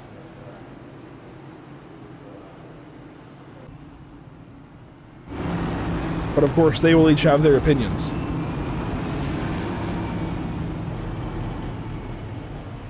This puts Finnegan into fourth. Cody Neal pits. Kyle Purcell stays out as we approach 100 laps to go. Another opportunity then to thank our partners with the channel, Whiplash SimCams, ATVO, CC's Business, and Cody Williams Design. And it's worth talking about Cody Williams Design. He has come on board with Pit Stop TV late this year to help us out with our look on our race cars that we use in promotional images like what you're seeing on the screen now. Each one of those paint schemes is painted, is made, created by Cody Williams Design. He is responsible for that design. He's responsible for those amazing looks in those race cars and helping us look good. And it's so much appreciated by Cody Williams Design to help us out here at Pit Stop TV, help us with our look, and help us look good on the racetrack. Also, a nice segue into talking about what we have upcoming here at Pit Stop TV. You can follow all of it on our social media channels: Facebook, Instagram, Twitch, YouTube, and X. Next up, we're in Las Vegas for the Sim Rap Market Series and No Limit Racing. That's this Wednesday, November 6th. Sunday, we wrap up this season of Icon Cup Series racing in 2024. It'll be the final broadcast of the season. Final race of the season. And then Atlanta Motor Speedway kicks off the BRB Butt Kicker Cup Series. A new season of racing, season number 3 for that bunch, as they kick things off again at Atlanta.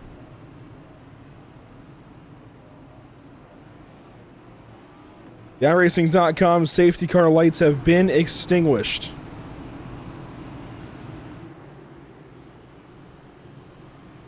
We'll go back racing this time by with 186 laps complete. That'll leave 114 to go.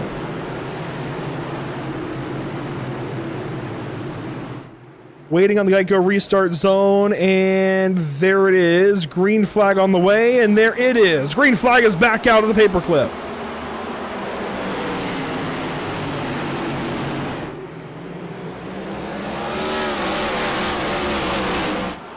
Purcell fights on to the inside of Ryan Patty. They run side by side now as Nathan Finnegan looks on from the 4th spot.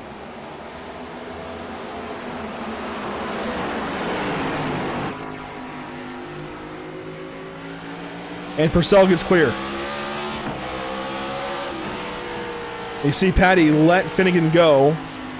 He'll get in line now and let the 6 car have that 3rd spot. That's smart racing between those two.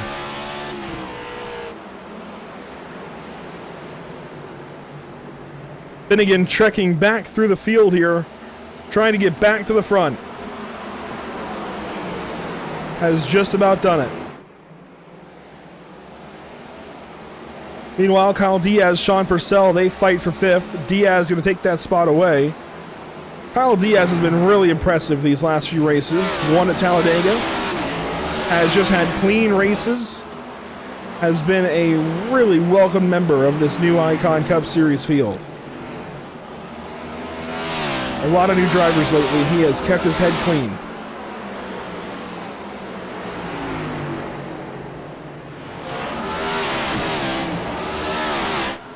Nathan Finnegan pulls up on Kyle Purcell. He's looking for that second spot. Looks a little high that time through 3 and 4.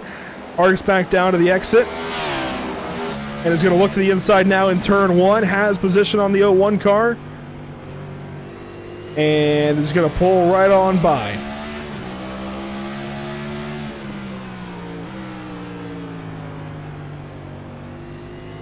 Caution maybe on the way. Brock Hersey turned around. No caution, actually. I'm surprised. It was a stopped car there of the 24. Let's see what happened to Brock Hersey. I'm really surprised this wasn't a caution. Brock Hersey there in the 24 car. Somehow no caution for this as Robert Bluen gets in deep to the 24, spins him around. Gets into Gilbert, is stopped there for a moment, and no yellow out of it. Meanwhile, Kyle Vincent Gilbert's going to have to pit. He comes into the pit lane here. He's got a lot of right side damage, and it looks like his day will be done.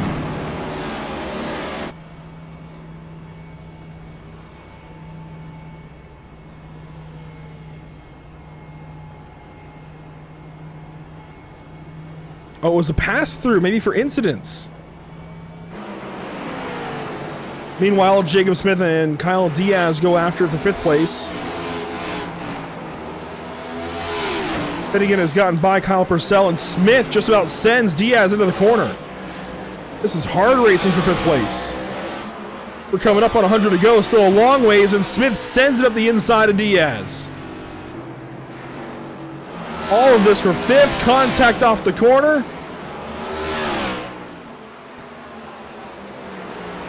Smith back to the inside, looking there on Kyle Diaz, nowhere to go.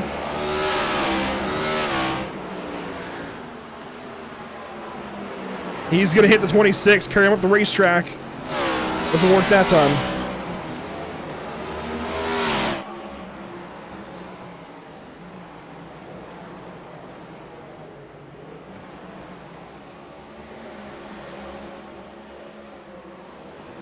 And that fizzles out for the time being.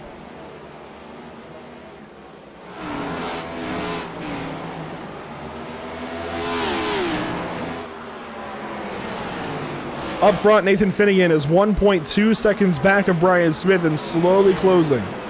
Last lap, Finnegan ran a 19.518 to Brian Smith's 19.512. That time, though, a tenth and a half difference between the two cars. Finnegan faster. Let's go on board here and listen in.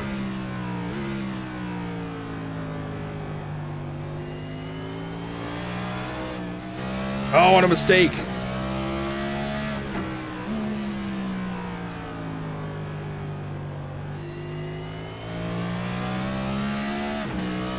Two-thirds of the way complete. 200 laps in the books. 100 to go. Back in the spring, that would have been 40 to go. This is a little bit of a longer race. And you can tell. Smith now into lap traffic. He'll go by Brock Hersey. That's a pass made. He's got a lot more lap traffic on the way, though. That's going to be the 227 of Kyle Gilbert, the 99 of Robert Bluen, and so many more. Cody Neal goes by Sean Purcell. That's good for 7th. And Jacob Smith back to the inside here of Kyle Diaz into turn 3. Contact, moves the 26 at the racetrack. And Diaz cuts back down and is going to right hook him. Wow! And there's the caution. Was that intentional?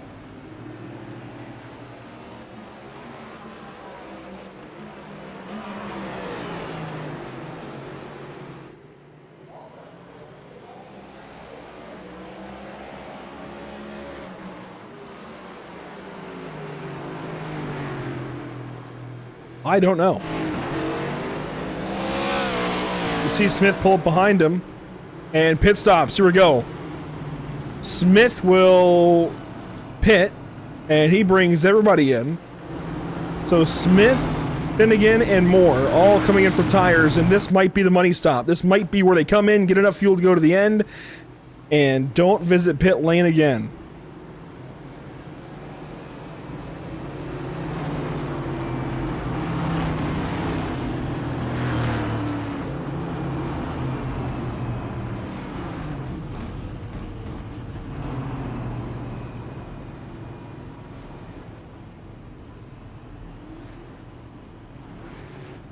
We'll see who wins the... Oh, and it's a 2-tire stop for Finnegan. 2 tires down and away to get that track position. Adam Ball, I think, did the same. Brian Smith takes 4. And he's going to sort out into 3rd of the cars that pitted. Jacob Gladgelich comes in, so we'll be 3rd on the racetrack for Smith.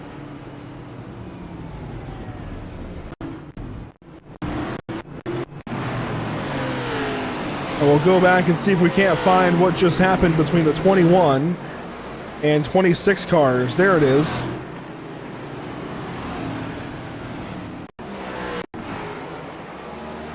These two are racing hard for a while. A big nudge there from the 21 car.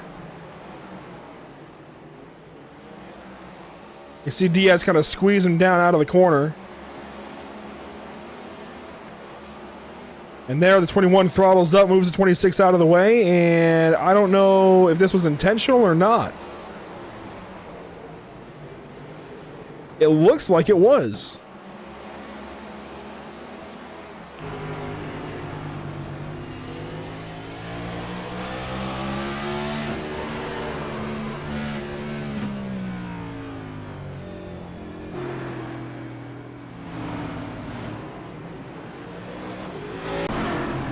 I'm unsure. I really don't know how to call that. We're going to dial up a driver that is going to have a very strong opinion about this. And Jacob, what happened there from your perspective? Me and Kyle were racing pretty hard side by side. He was, getting inside of me, adoring me. I was kind of giving him the bump into the corner. So hard to look back. I don't know if I came up on him or he came across my rear end, but I think we were just racing pretty hard there. Something was going to eventually happen.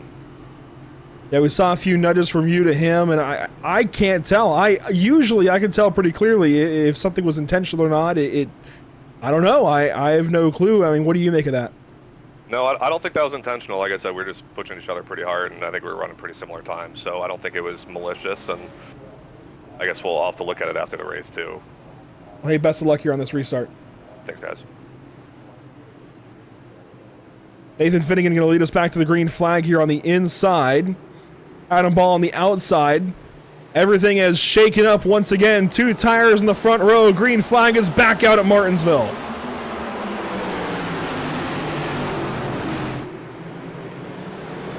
Oh, and Adam Ball goes for a slide. Kyle Purcell along with him. And there's Widener's around in the 95 car.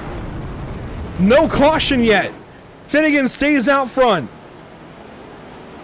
No caution at all. Cody Neal is going backwards. He's still turned around. No caution. I don't know how. There it is. Yellow flag.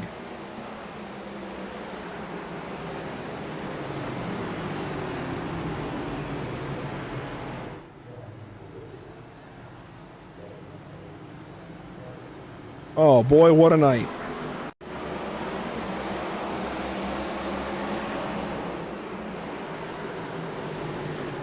Purcell gets into Adam Ball, tips him around. Everybody just smashes in, trying to get through. Clemens into Neal. Widener goes for a spin. That's going to take Widener back out of the top 10.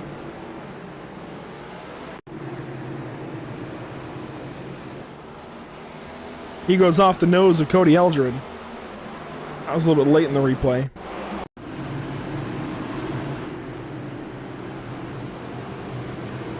Boy, oh boy.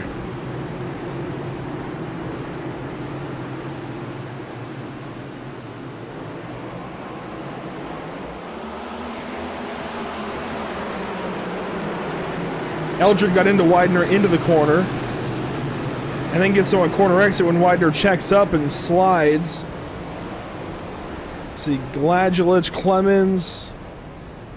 Percy came to a stop.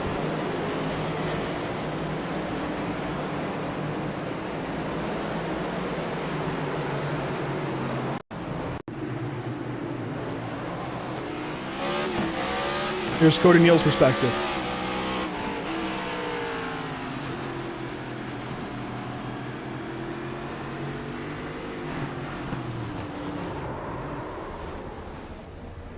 And then Cody Neal here was going backwards for a moment. I think they were all expecting a caution there and they didn't get it. He goes backwards to try and get the car turned around, reverses here, couldn't get it turned around. And it took forever to get that caution flag. The leaders came by at speed.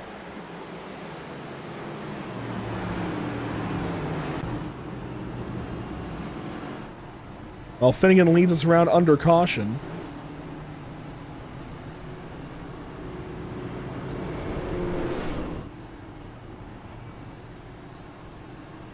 Let's talk with a driver that we haven't talked to in a while, but we talked to a lot in the YouTube chat.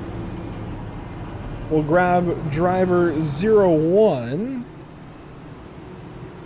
and talk with Kyle Purcell briefly. Kyle, what happened on that restart? I honestly don't know. I was trying to get underneath the 19, then I saw him turning down, so I tried to leave him and not hit him, and then I felt some contact from either behind or to the left, and we all got spun around, and then I saved it, but I saw it cause a huge stack up, so I really don't think I caused it, but it's first real major thing for me, but I should have the damage fixed. I'm just going to be way back in the field, so hopefully I can get back through clean. We've seen you've been pretty strong tonight, in the top 3 a lot, if not the top 3, then the top 5 for the most of the night. If you can get back up there, do you feel like you can play a spoiler to these two out front? Only if they spoil it for themselves. I'm definitely don't trust myself with the car and track and everything nearly as much as they do, so if they mess with each other enough that I can keep up and then they, you know, get pushed up the track, maybe, but nah, not just off pure speed.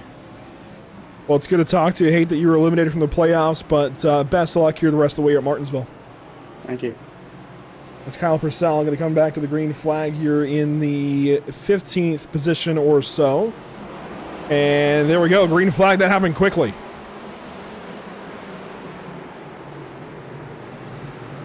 And that was a big problem on the restart for Brian Smith. He sinks all the way down to 4th spot, right behind Kyle Diaz.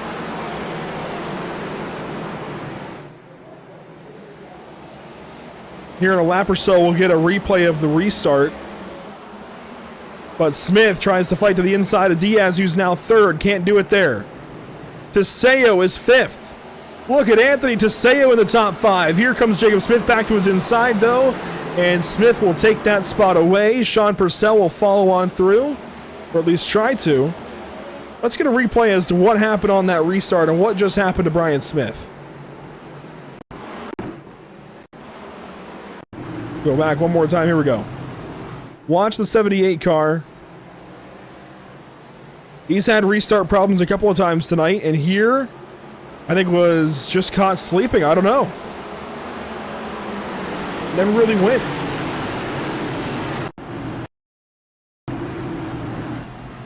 On board with him. Oh, he was in 4th gear. He never downshifted. Oh my gosh. For reference here on the 6 car, watch the gears. He's down in 1st gear.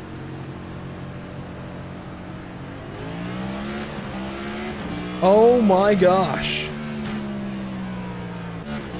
He never put it down into gear to get that restart.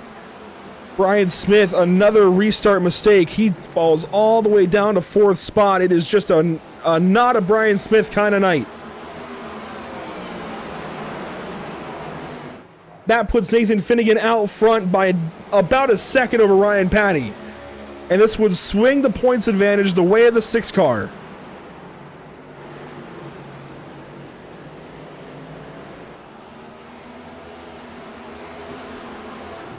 Trouble in the back, Cody Eldred. He's around into the inside wall. We'll catch a replay.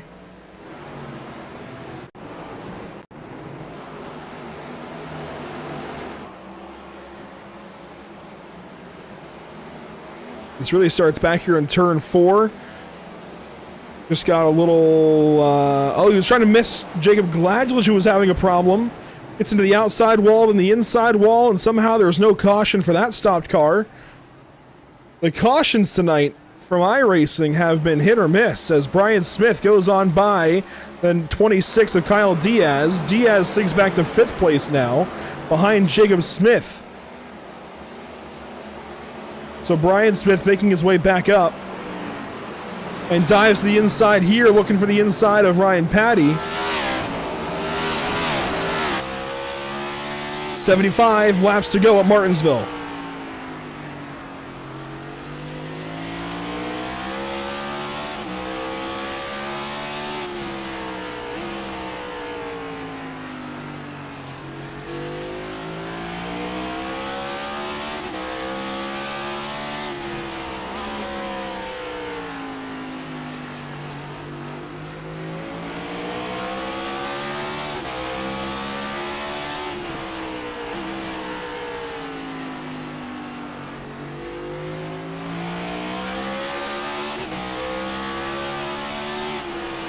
Here we go. Smith to the inside of Patty. Down on the inside of turns 3 and 4.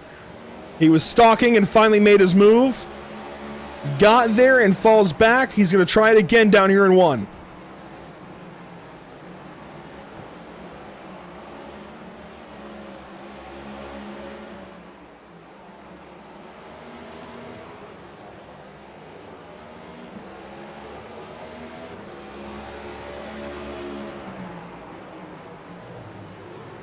There you go. Not what Nathan Finnegan wanted to see. Everything that Brian Smith wanted to see. A pass made on Ryan Patty. On through to second place. And there is a big lead now for Finnegan. I think Patty did his job. This is going to even these two back out going into Phoenix if they finish this way. That's what teammates are for.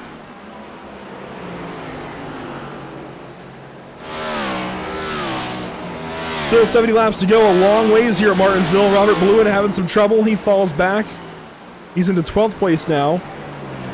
Cody Neal, 1 lap behind him. He was trying to go by. A decent battle here. Anthony DeSeo, Adam Ball. Down the backstretch. Josh Clemens right behind. And Adam Ball will take that spot away. DeSeo wants it back. No dice.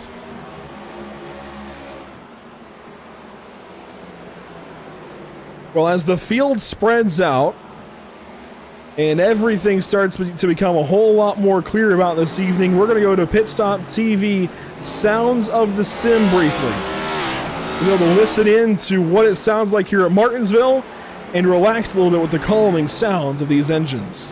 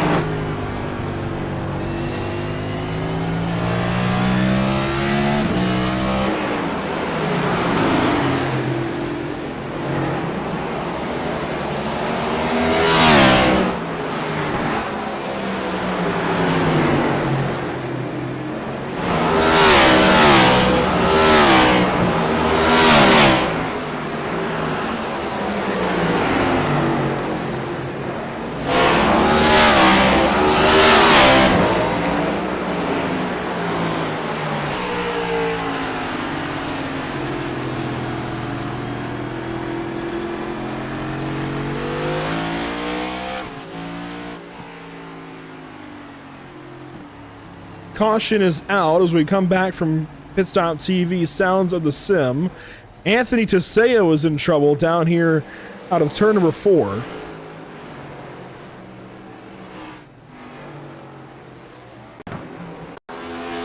He was racing with Joshua Clemens for a handful of laps, as we saw there in that little Sounds of the Sim break. Clemens a little deep into a 3, checked up a little bit, and Teseo gets on the curbing there, goes for a spin into the inside wall, and that's that. Try to turn that car around.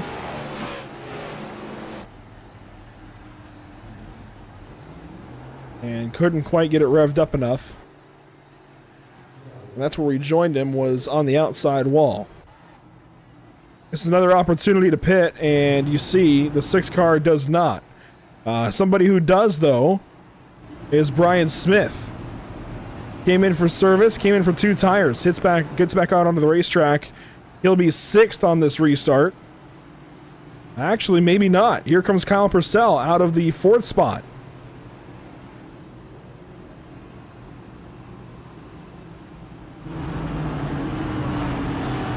So Purcell comes on in. That'll give a spot back to Brian Smith, who's going to line up now 5th.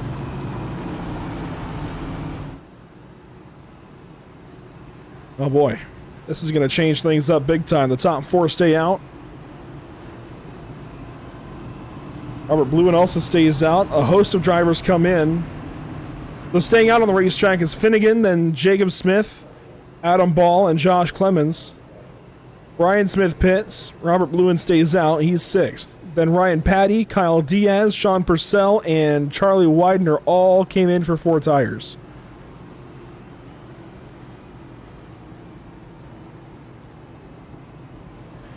These guys will get sorted, get back into their positions. We'll go Pit Stop TV side by side for just a moment and be right back to you for the restart.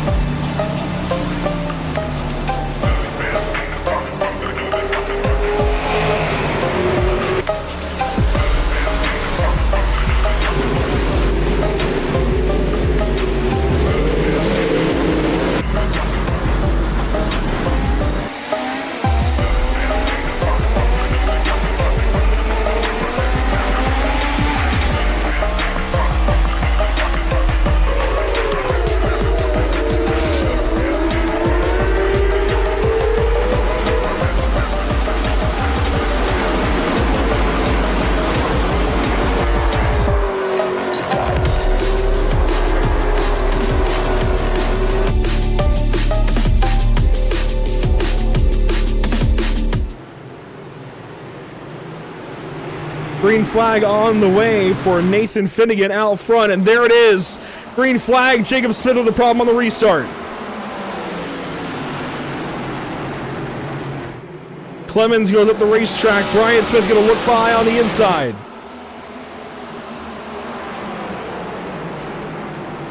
Smith has got to stay patient here. He's got to wait for the right opportunity to get by and save those 2 tires that he just pitted for. And there it is. Adam Ball goes up the racetrack, misses the corner, and takes Jacob Smith along with. 3 wide now for 3rd. And Smith falls back. Here comes Diaz.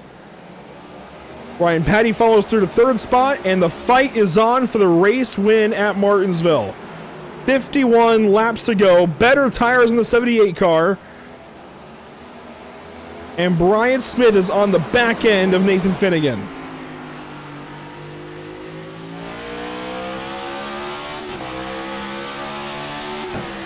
Question is now, will these 2 tires make the difference?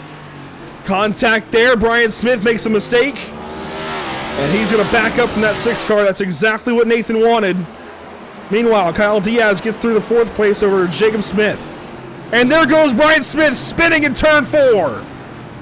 Around he goes.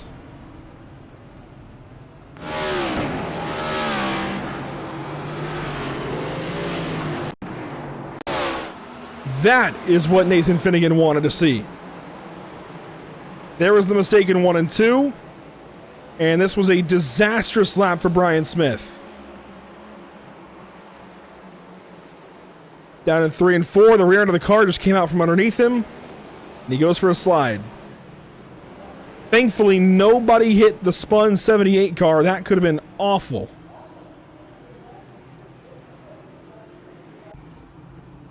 He's going to come back to pit lane, and I'd imagine take his final set of 4 tires.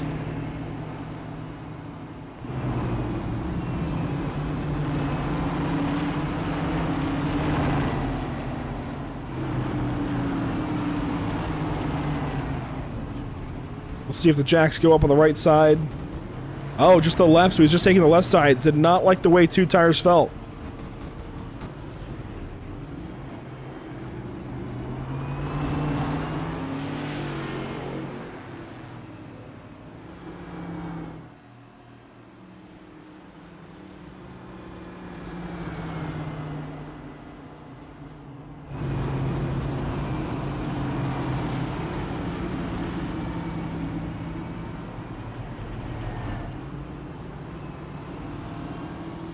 Under this caution, we'll dial up driver 30, who sits now in the 2nd position. An opportunity maybe to help out Nathan Finnegan, possibly. Ryan, what's the agenda?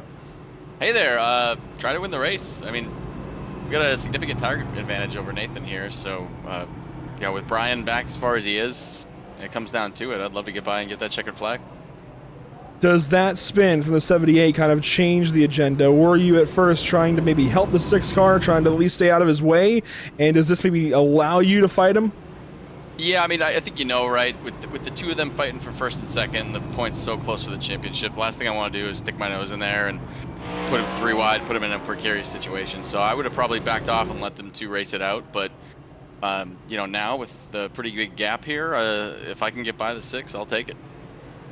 How important would it be to end this season with a bang in one of these last 2 races and go to victory lane, move that win total up 1 more to 4, or maybe even 5 if you win these last 2? How important would that be to your season? Oh, it's so important. I mean, look, it's a hobby, right? We're here to have fun, but these races are so hard to win. I mean, these guys are so fast every week. Just to have an opportunity to get checker flag here, it's really rewarding. Well, best of luck here on the restart. Restarting 2nd inside of 50 to go. Not a bad place to be. Thank you. That's Ryan Patty getting ready to restart from the 2nd position on the outside of Kyle Diaz and Nathan Finnegan. He's got a heck of an opportunity here to go for the race win. He's got to race his teammate for it, though. And this puts Brian Smith down into 8th position. Check that 9th position for this restart. Here we go. 44 laps to go at Martinsville Speedway. Green flag back in the air at Martinsville.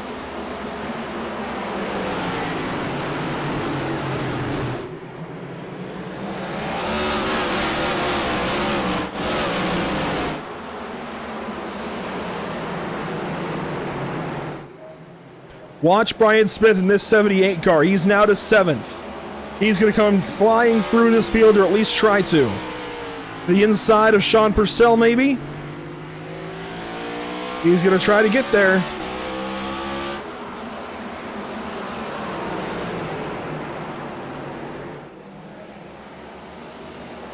And he will. Pass made by the 78. That's up to 6th now. He's got to go through Kyle Purcell next, then Charlie Widener. Widener hasn't been in the top 4 all night long. Problems for Jacob Smith. He's a lap down now.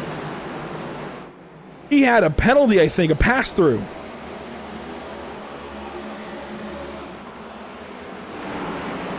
Widener in the top 4. He runs in the 4th spot. He's in the final 4, fighting for a championship. He's been very quiet tonight as Brian Smith pounds the outside wall that time at a turn 2.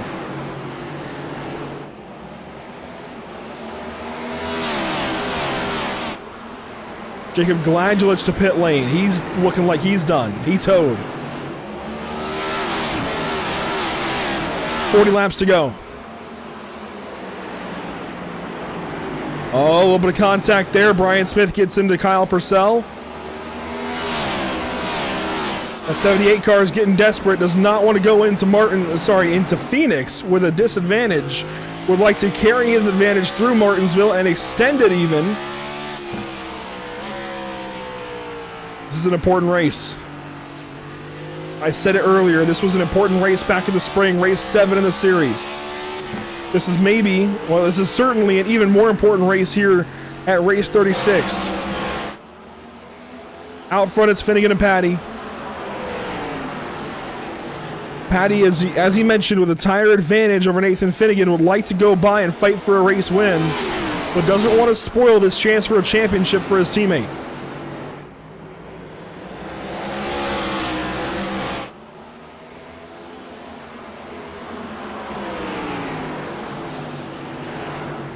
Brian Smith on the inside of Kyle Purcell. Pass made for 5th. And up the racetrack goes Finnegan. He gives up the race lead to Ryan Patty. That is a big change in momentum for the 6 car of Finnegan. He might have to come in and get tires if we get a caution. The tires are fading on that 6. He's been on the racetrack now for 60 laps on 2 right sides and much older left sides. And they're starting to go away. Meanwhile, Brian Smith back here in 5th has to go through Charlie Widener and then Kyle Diaz to get to the 6 car. I want to say hello to Paul Martin out in the chat.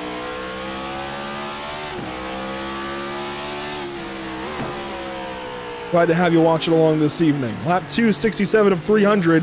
This time by 33 to go.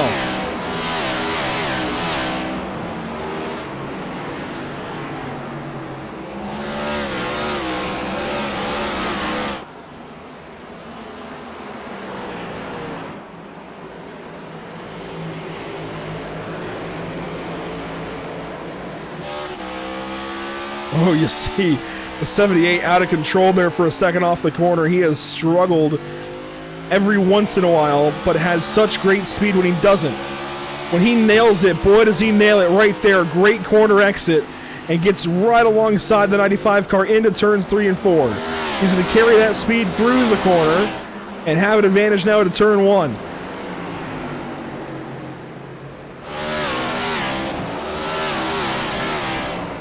Charlie Widener, he talked earlier about wanting to position himself for the best chance he could possibly have. This is doing that. Maybe doesn't have the same pace as the guys out front. Wants to position himself for the end of the race. He's 5th.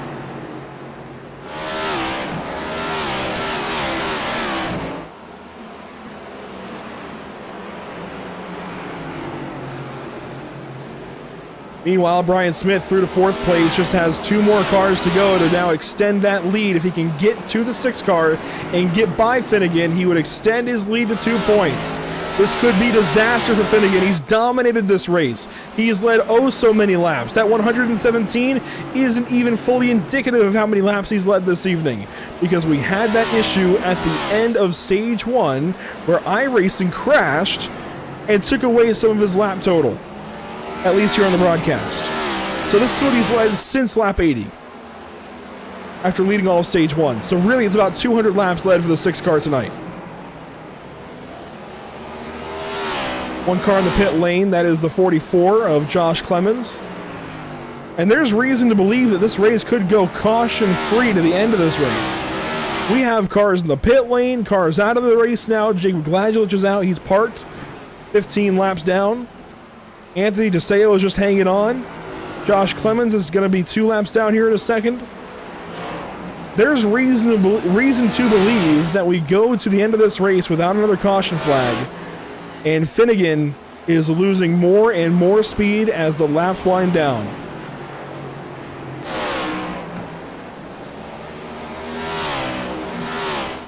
I think he was betting on more cautions.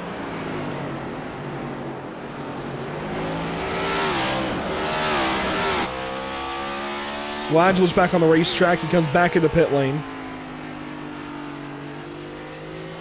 That was 25 to go, now 24.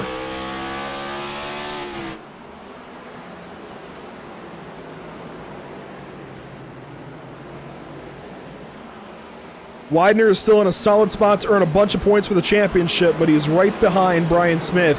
He's already 9 back. This would move him down to 10 back of Brian Smith. And right now would actually, I think, be 10 back. I want to say maybe even 11 back. Yeah, 11 back of Nathan Finnegan, if this were to hold.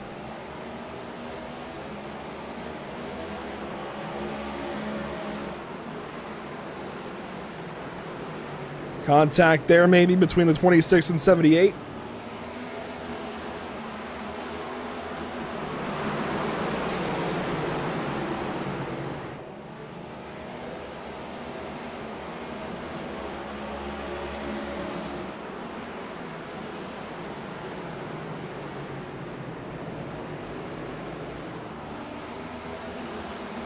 Purcell is on Widener.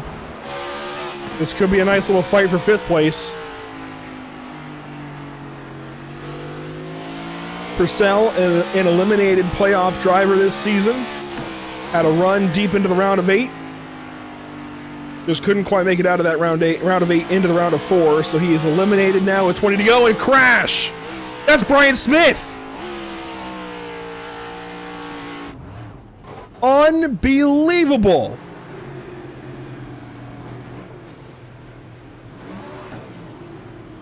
More problems for Smith as he's just trying to get turned back around. What in the world happened here? The lapped car of Anthony Teseo's involved. Teseo on the outside of the racetrack. Smith just came up into him.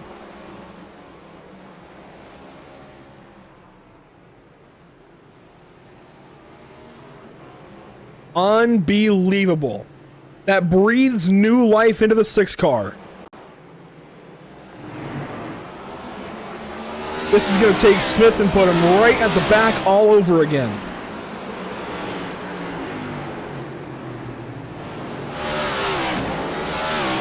Teseo was as high as he could go. I don't know if Brian misjudged it or what.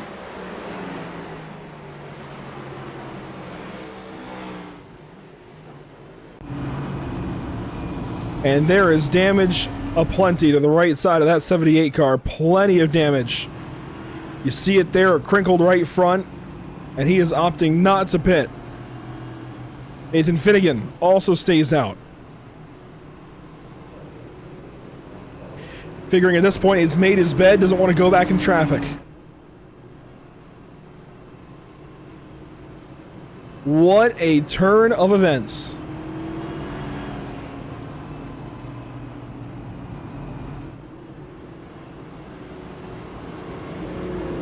Unbelievable. That is just so shocking to me. Going to reset things now with Charlie Widener in 4th.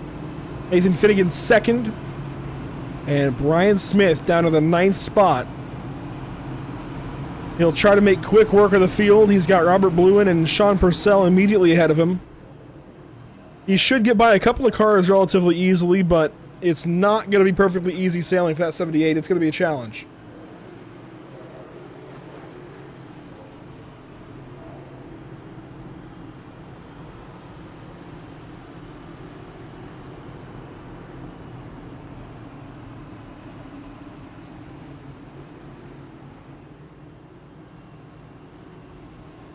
Ryan Patty, Nathan Finnegan out front. Kyle Diaz in the 3rd spot. Diaz could play spoiler to all of this.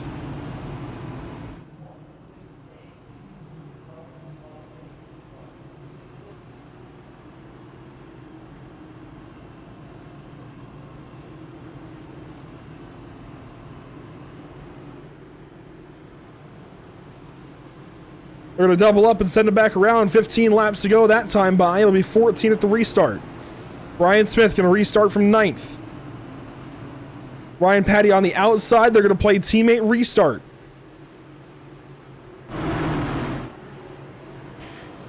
That'll keep the 6 car down low. They'll hold on to the inside lane and let Ryan Patty get the advantage on the initial drop of the green flag. That should stack up the inside a little bit. 14 to go. Here we go. Green flag. Back in the air at Martinsville Speedway.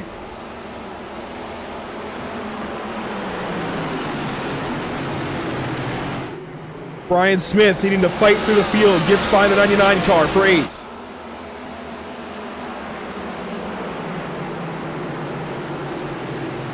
Side by side for third. Charlie Widener on the outside, moving forward. Yes! The underdog fighting for all he's worth. He wants this third spot away. And he's going to get it from Kyle Diaz in the short term. 12 laps to go this time by.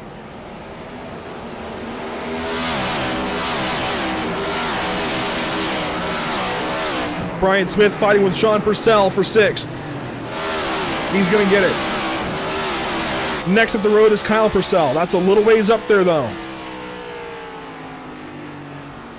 What a race this is turning out to be. Ryan Patty leading. Kyle Purcell makes a mistake. He's going to hold on to the inside. Here comes Smith on the outside. Purcell holds it down low.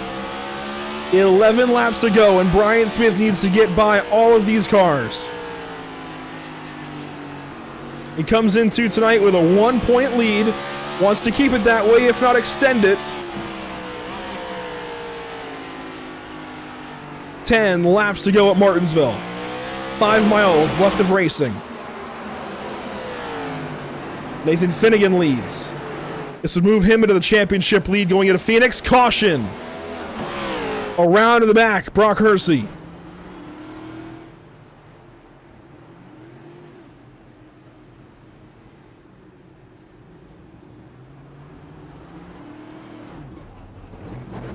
And that car seems to be broken. Yes, it is. That's about the worst damage we've seen tonight.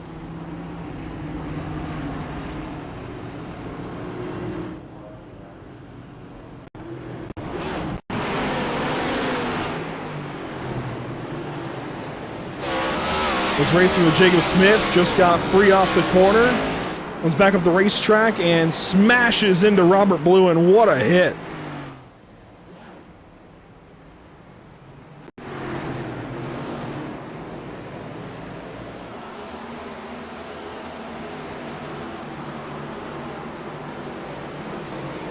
And Robert Bluen goes off into the corner and just woes things down enough. That completely disconnects the right front of Hersey's machine. And this takes us inside of 10 to go.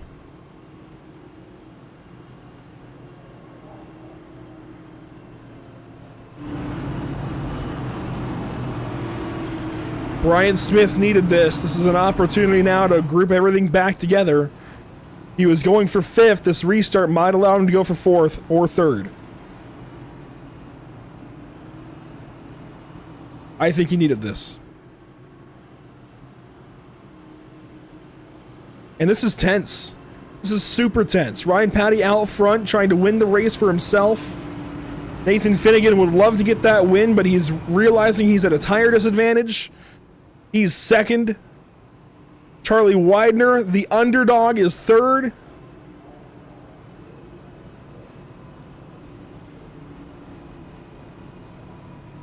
That could be a new nickname for Widener. Underdog Charlie Widener. I like that.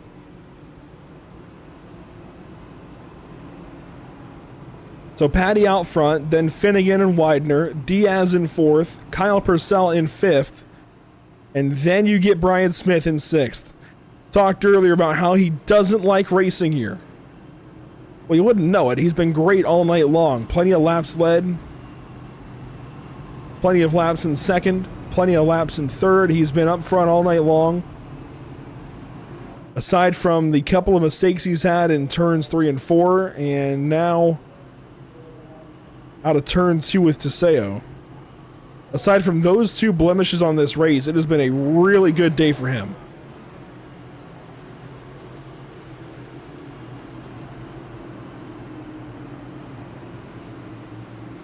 He's going to restart 6th. Ryan Patty out front. They'll play teammate restart again inside of 5 to go. There'll be 4 to go when we get the green flag. 2 miles left of racing.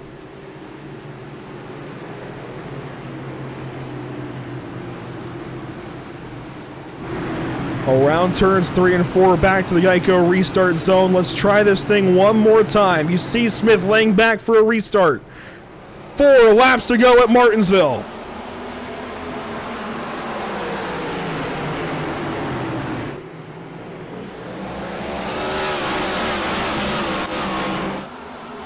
Charlie Widener trying to get back to third place. Smith trying to get to fifth. Widener's going to have the advantage over Diaz at the line. 3 to go. No, Diaz fought back. Smith is through to fifth.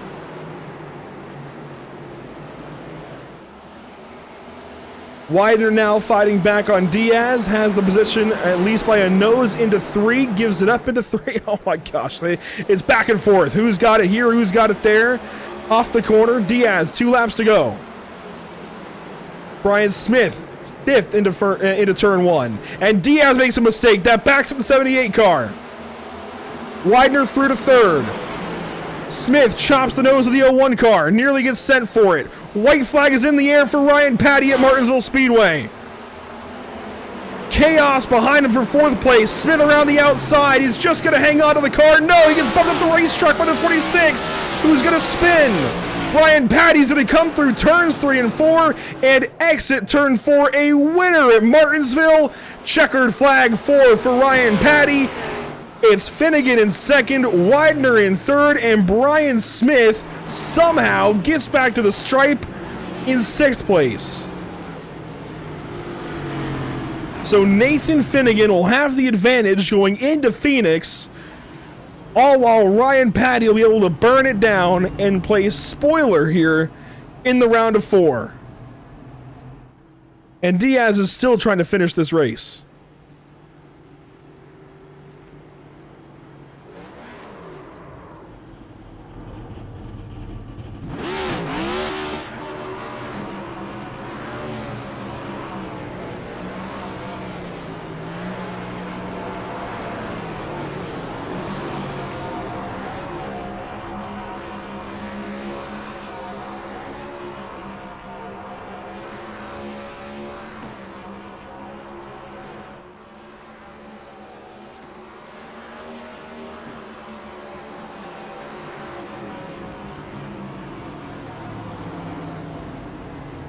What a race. We're going to talk to the top 3 after all of that. Ryan Patty, Nathan Finnegan, and Charlie Widener. Patty going for the drift burnout. Brings it around the entry to pit lane.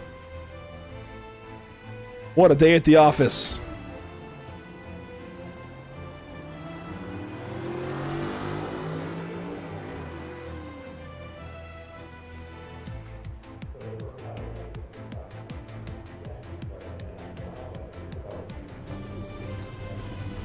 And Patty parks it there on the front stretch, right at the start-finish line. That'll be it, I think, for a celebration.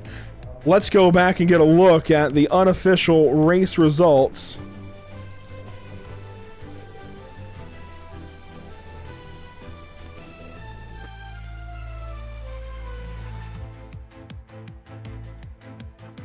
Finishing first, of course, Ryan Patty, first to the stripe, led 59 laps there at the end.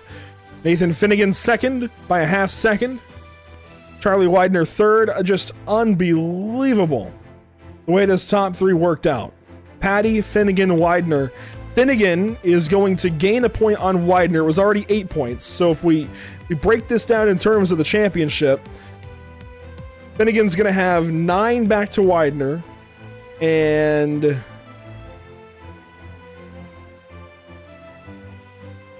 I believe 3 back to Smith going into Phoenix, because you see Smith finishes down in 6th. The 2 Purcells in between the playoff drivers there. Jacob Smith in 7th, Cody Neal 8th, Robert Blue in 9th, the top 10 there of the 99 car, and the 32 of Cody Eldred. It'll be Kyle Diaz at 11th spot, Adam Ball in 12th, and Brock Hersey, Jacob Gladulich, Anthony DeSayer, your top 15. And a lot of cars back here with early exits, including Hersey, Gladulich, Teseo, Clemens, Gilbert, Gunther, Patinko, and Delph. And finally, the back end, Zach Lockett, the first car to park it this evening after connection difficulties for him. We will bring in race winner Ryan Patty. We talked to him a little while ago.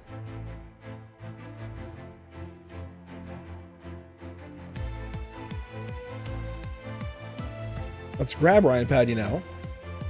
and bring in driver number 30, who we spoke to a little while earlier, and we talked about the possibility, Ryan, of you winning this race and what it would mean to your season if you could just get by, if you could race with Nathan, let him do his thing, not impact his championship, and get by and fight yourself to the front. You did exactly that. So how important now that you're sitting in this win, how important really is it? It's just, like I said, very, very rewarding. Pretty excited. I don't think I've won maybe once at this track before. It's just so hard to pass. The guys that are fast here are typically wicked fast, and I don't usually have that pace. But I think I kind of just bided my time, learned as much as I could about how the car was driving throughout the day, and then as we got into nighttime there, it became pretty obvious that track position was going to be key, so I tried to get up front any way I could, and then luckily, while my tires were old and the caution came out, we all pitted and we're on equal tires for that final run, except for Nathan. So things worked out. Super happy to get the win here. Like I said, it's a really, really fun track. It's so hard to stay clean, be fast, and pass people without touching them, and we were able to get that done tonight. And going into Phoenix, for you as a league owner and a driver, how does it feel to go into the final race of the season? I can't imagine the position that you're in. I can't even imagine what it's like going into the final race of 37. That one extra race over a NASCAR season. You've got this championship battle playing out exactly how you guys want it here. We're going to have single digits through the entire top three going into the final race. Just try and summarize all of that for us. Yeah, it's really, I'm thrilled the way the playoffs have gone. I think we've had a really, really competitive field all year long. Drivers, for the most part, respectful, really competitive. We've put on a fantastic show for this very long playoff that we've had for Icon. And as a fan, it's just been really fun to watch that 6 and 78 car go at it all season long. So, if I wasn't in the race, I'd definitely be tuning in to see what happens there. Personally, I'd like to walk away with the checkered flag at Phoenix myself. I love that track. But other than that, it'll be a really fun battle to watch between the two of them. And you never know. I mean, Charles Widener's right there. I don't know where the points shook out from tonight, but I mean, he's been Mr. Consistency all season long. So you never know. He might even be able to walk away with it too. If my math is correct, we're going to keep the single digits across the entire top three, which is just incredible. So pat yourself on the back as far as working out the format and everything between yourself and your admin team. You guys have done a fantastic job, and I cannot wait for Phoenix next week. Super excited for that track as a driver and as a fan. So, you're not alone. I think a lot of people are going to be looking forward to that one. Going to be a fun one. That's Ryan Patty, race winner here at Martinsville Speedway. Congratulations, Ryan. We'll move on down, though, to second place, Nathan Finnegan, his teammate that he had to pass for that race win here this evening. Nathan, you absolutely dominated this place. Nearly 200 laps led, and you come home one spot shy. Try and summarize that for us.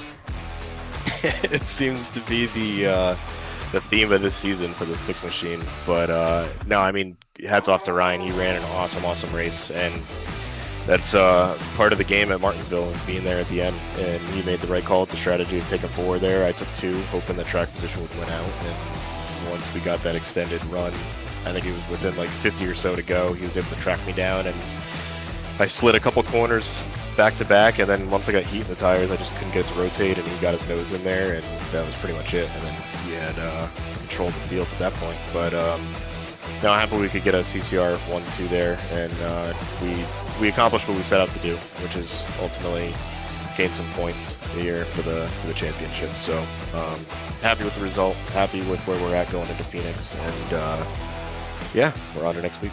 It may not be that win, but you claw back up to the front of the field, and especially after that spin that we saw mid-race. I mean, what was the panic like? Yeah, I thought from there we were going to be in a pretty rough spot, especially spinning near the front of the field and then having the entire field come through there. And we got hit a little bit here and there, and all in all, big hats off to the rest of the guys for being heads up there with their drive-in and avoiding any big collisions with the wheels, whether the front or the rear. And we were able to keep the toe in it, and really no damage at all. Really lucky there. So it ended up working out for us. Well, congratulations, Nathan. Good to talk to you after a job well done. Nearly that race win, but who knows? Maybe it comes for you next week at Phoenix. Maybe you take the sweep. We'll have to find out. Congratulations on P2. We'll be watching for you next week in Phoenix. Appreciate it, Andrew. Thank you.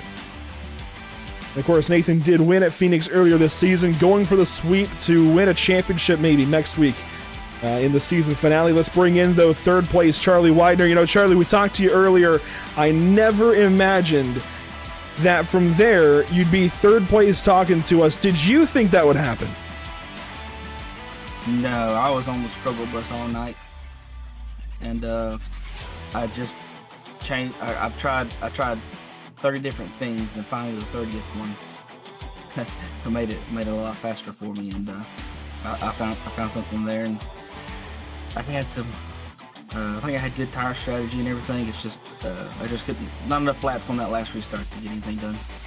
Well, hey, sometimes the 30th time is a charm.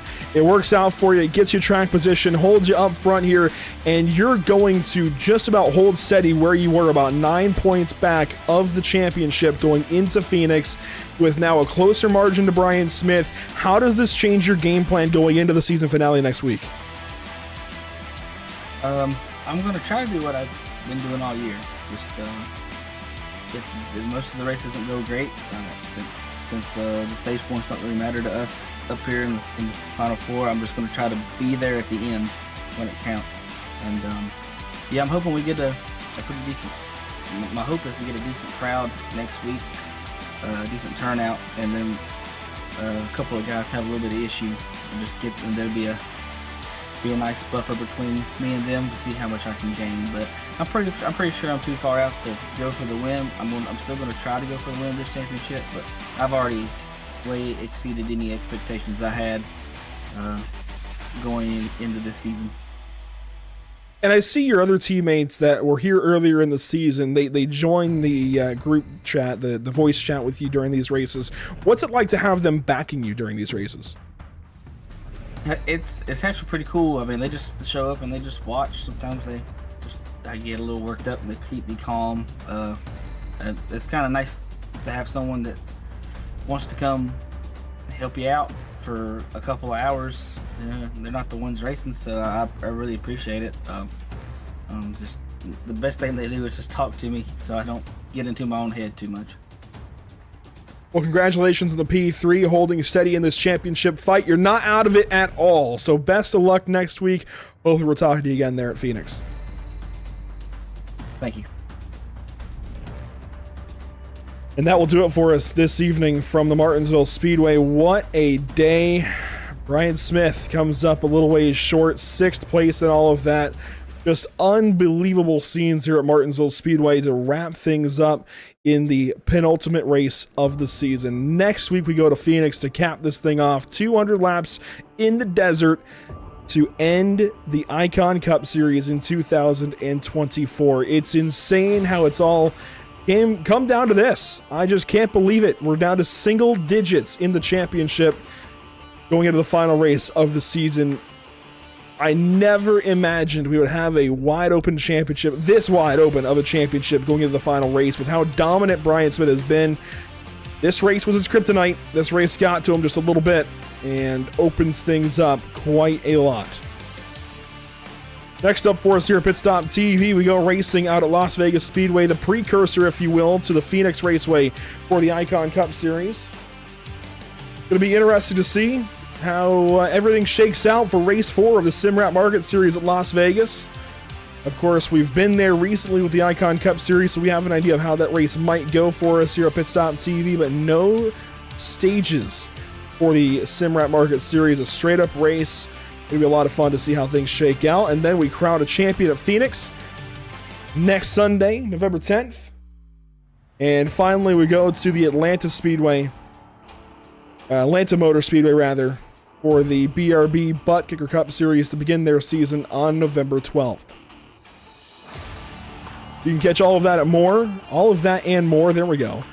Oh, it's been a long day, a long weekend. You can catch all of that and more and Pit Stop TV social media channels: Facebook, Instagram, Twitch, YouTube, and X. Thanks for tuning in this evening. It's been a pleasure as always. A big thank you to our partners with the channel: Whiplash Simcams, ATVO, CC's Business, and Cody Williams Design, helping us look good and go fast as Cody Williams. And that'll do it for us here at Pit Stop TV. Thanks for tuning in. It's been a pleasure. We will catch you all in the next one.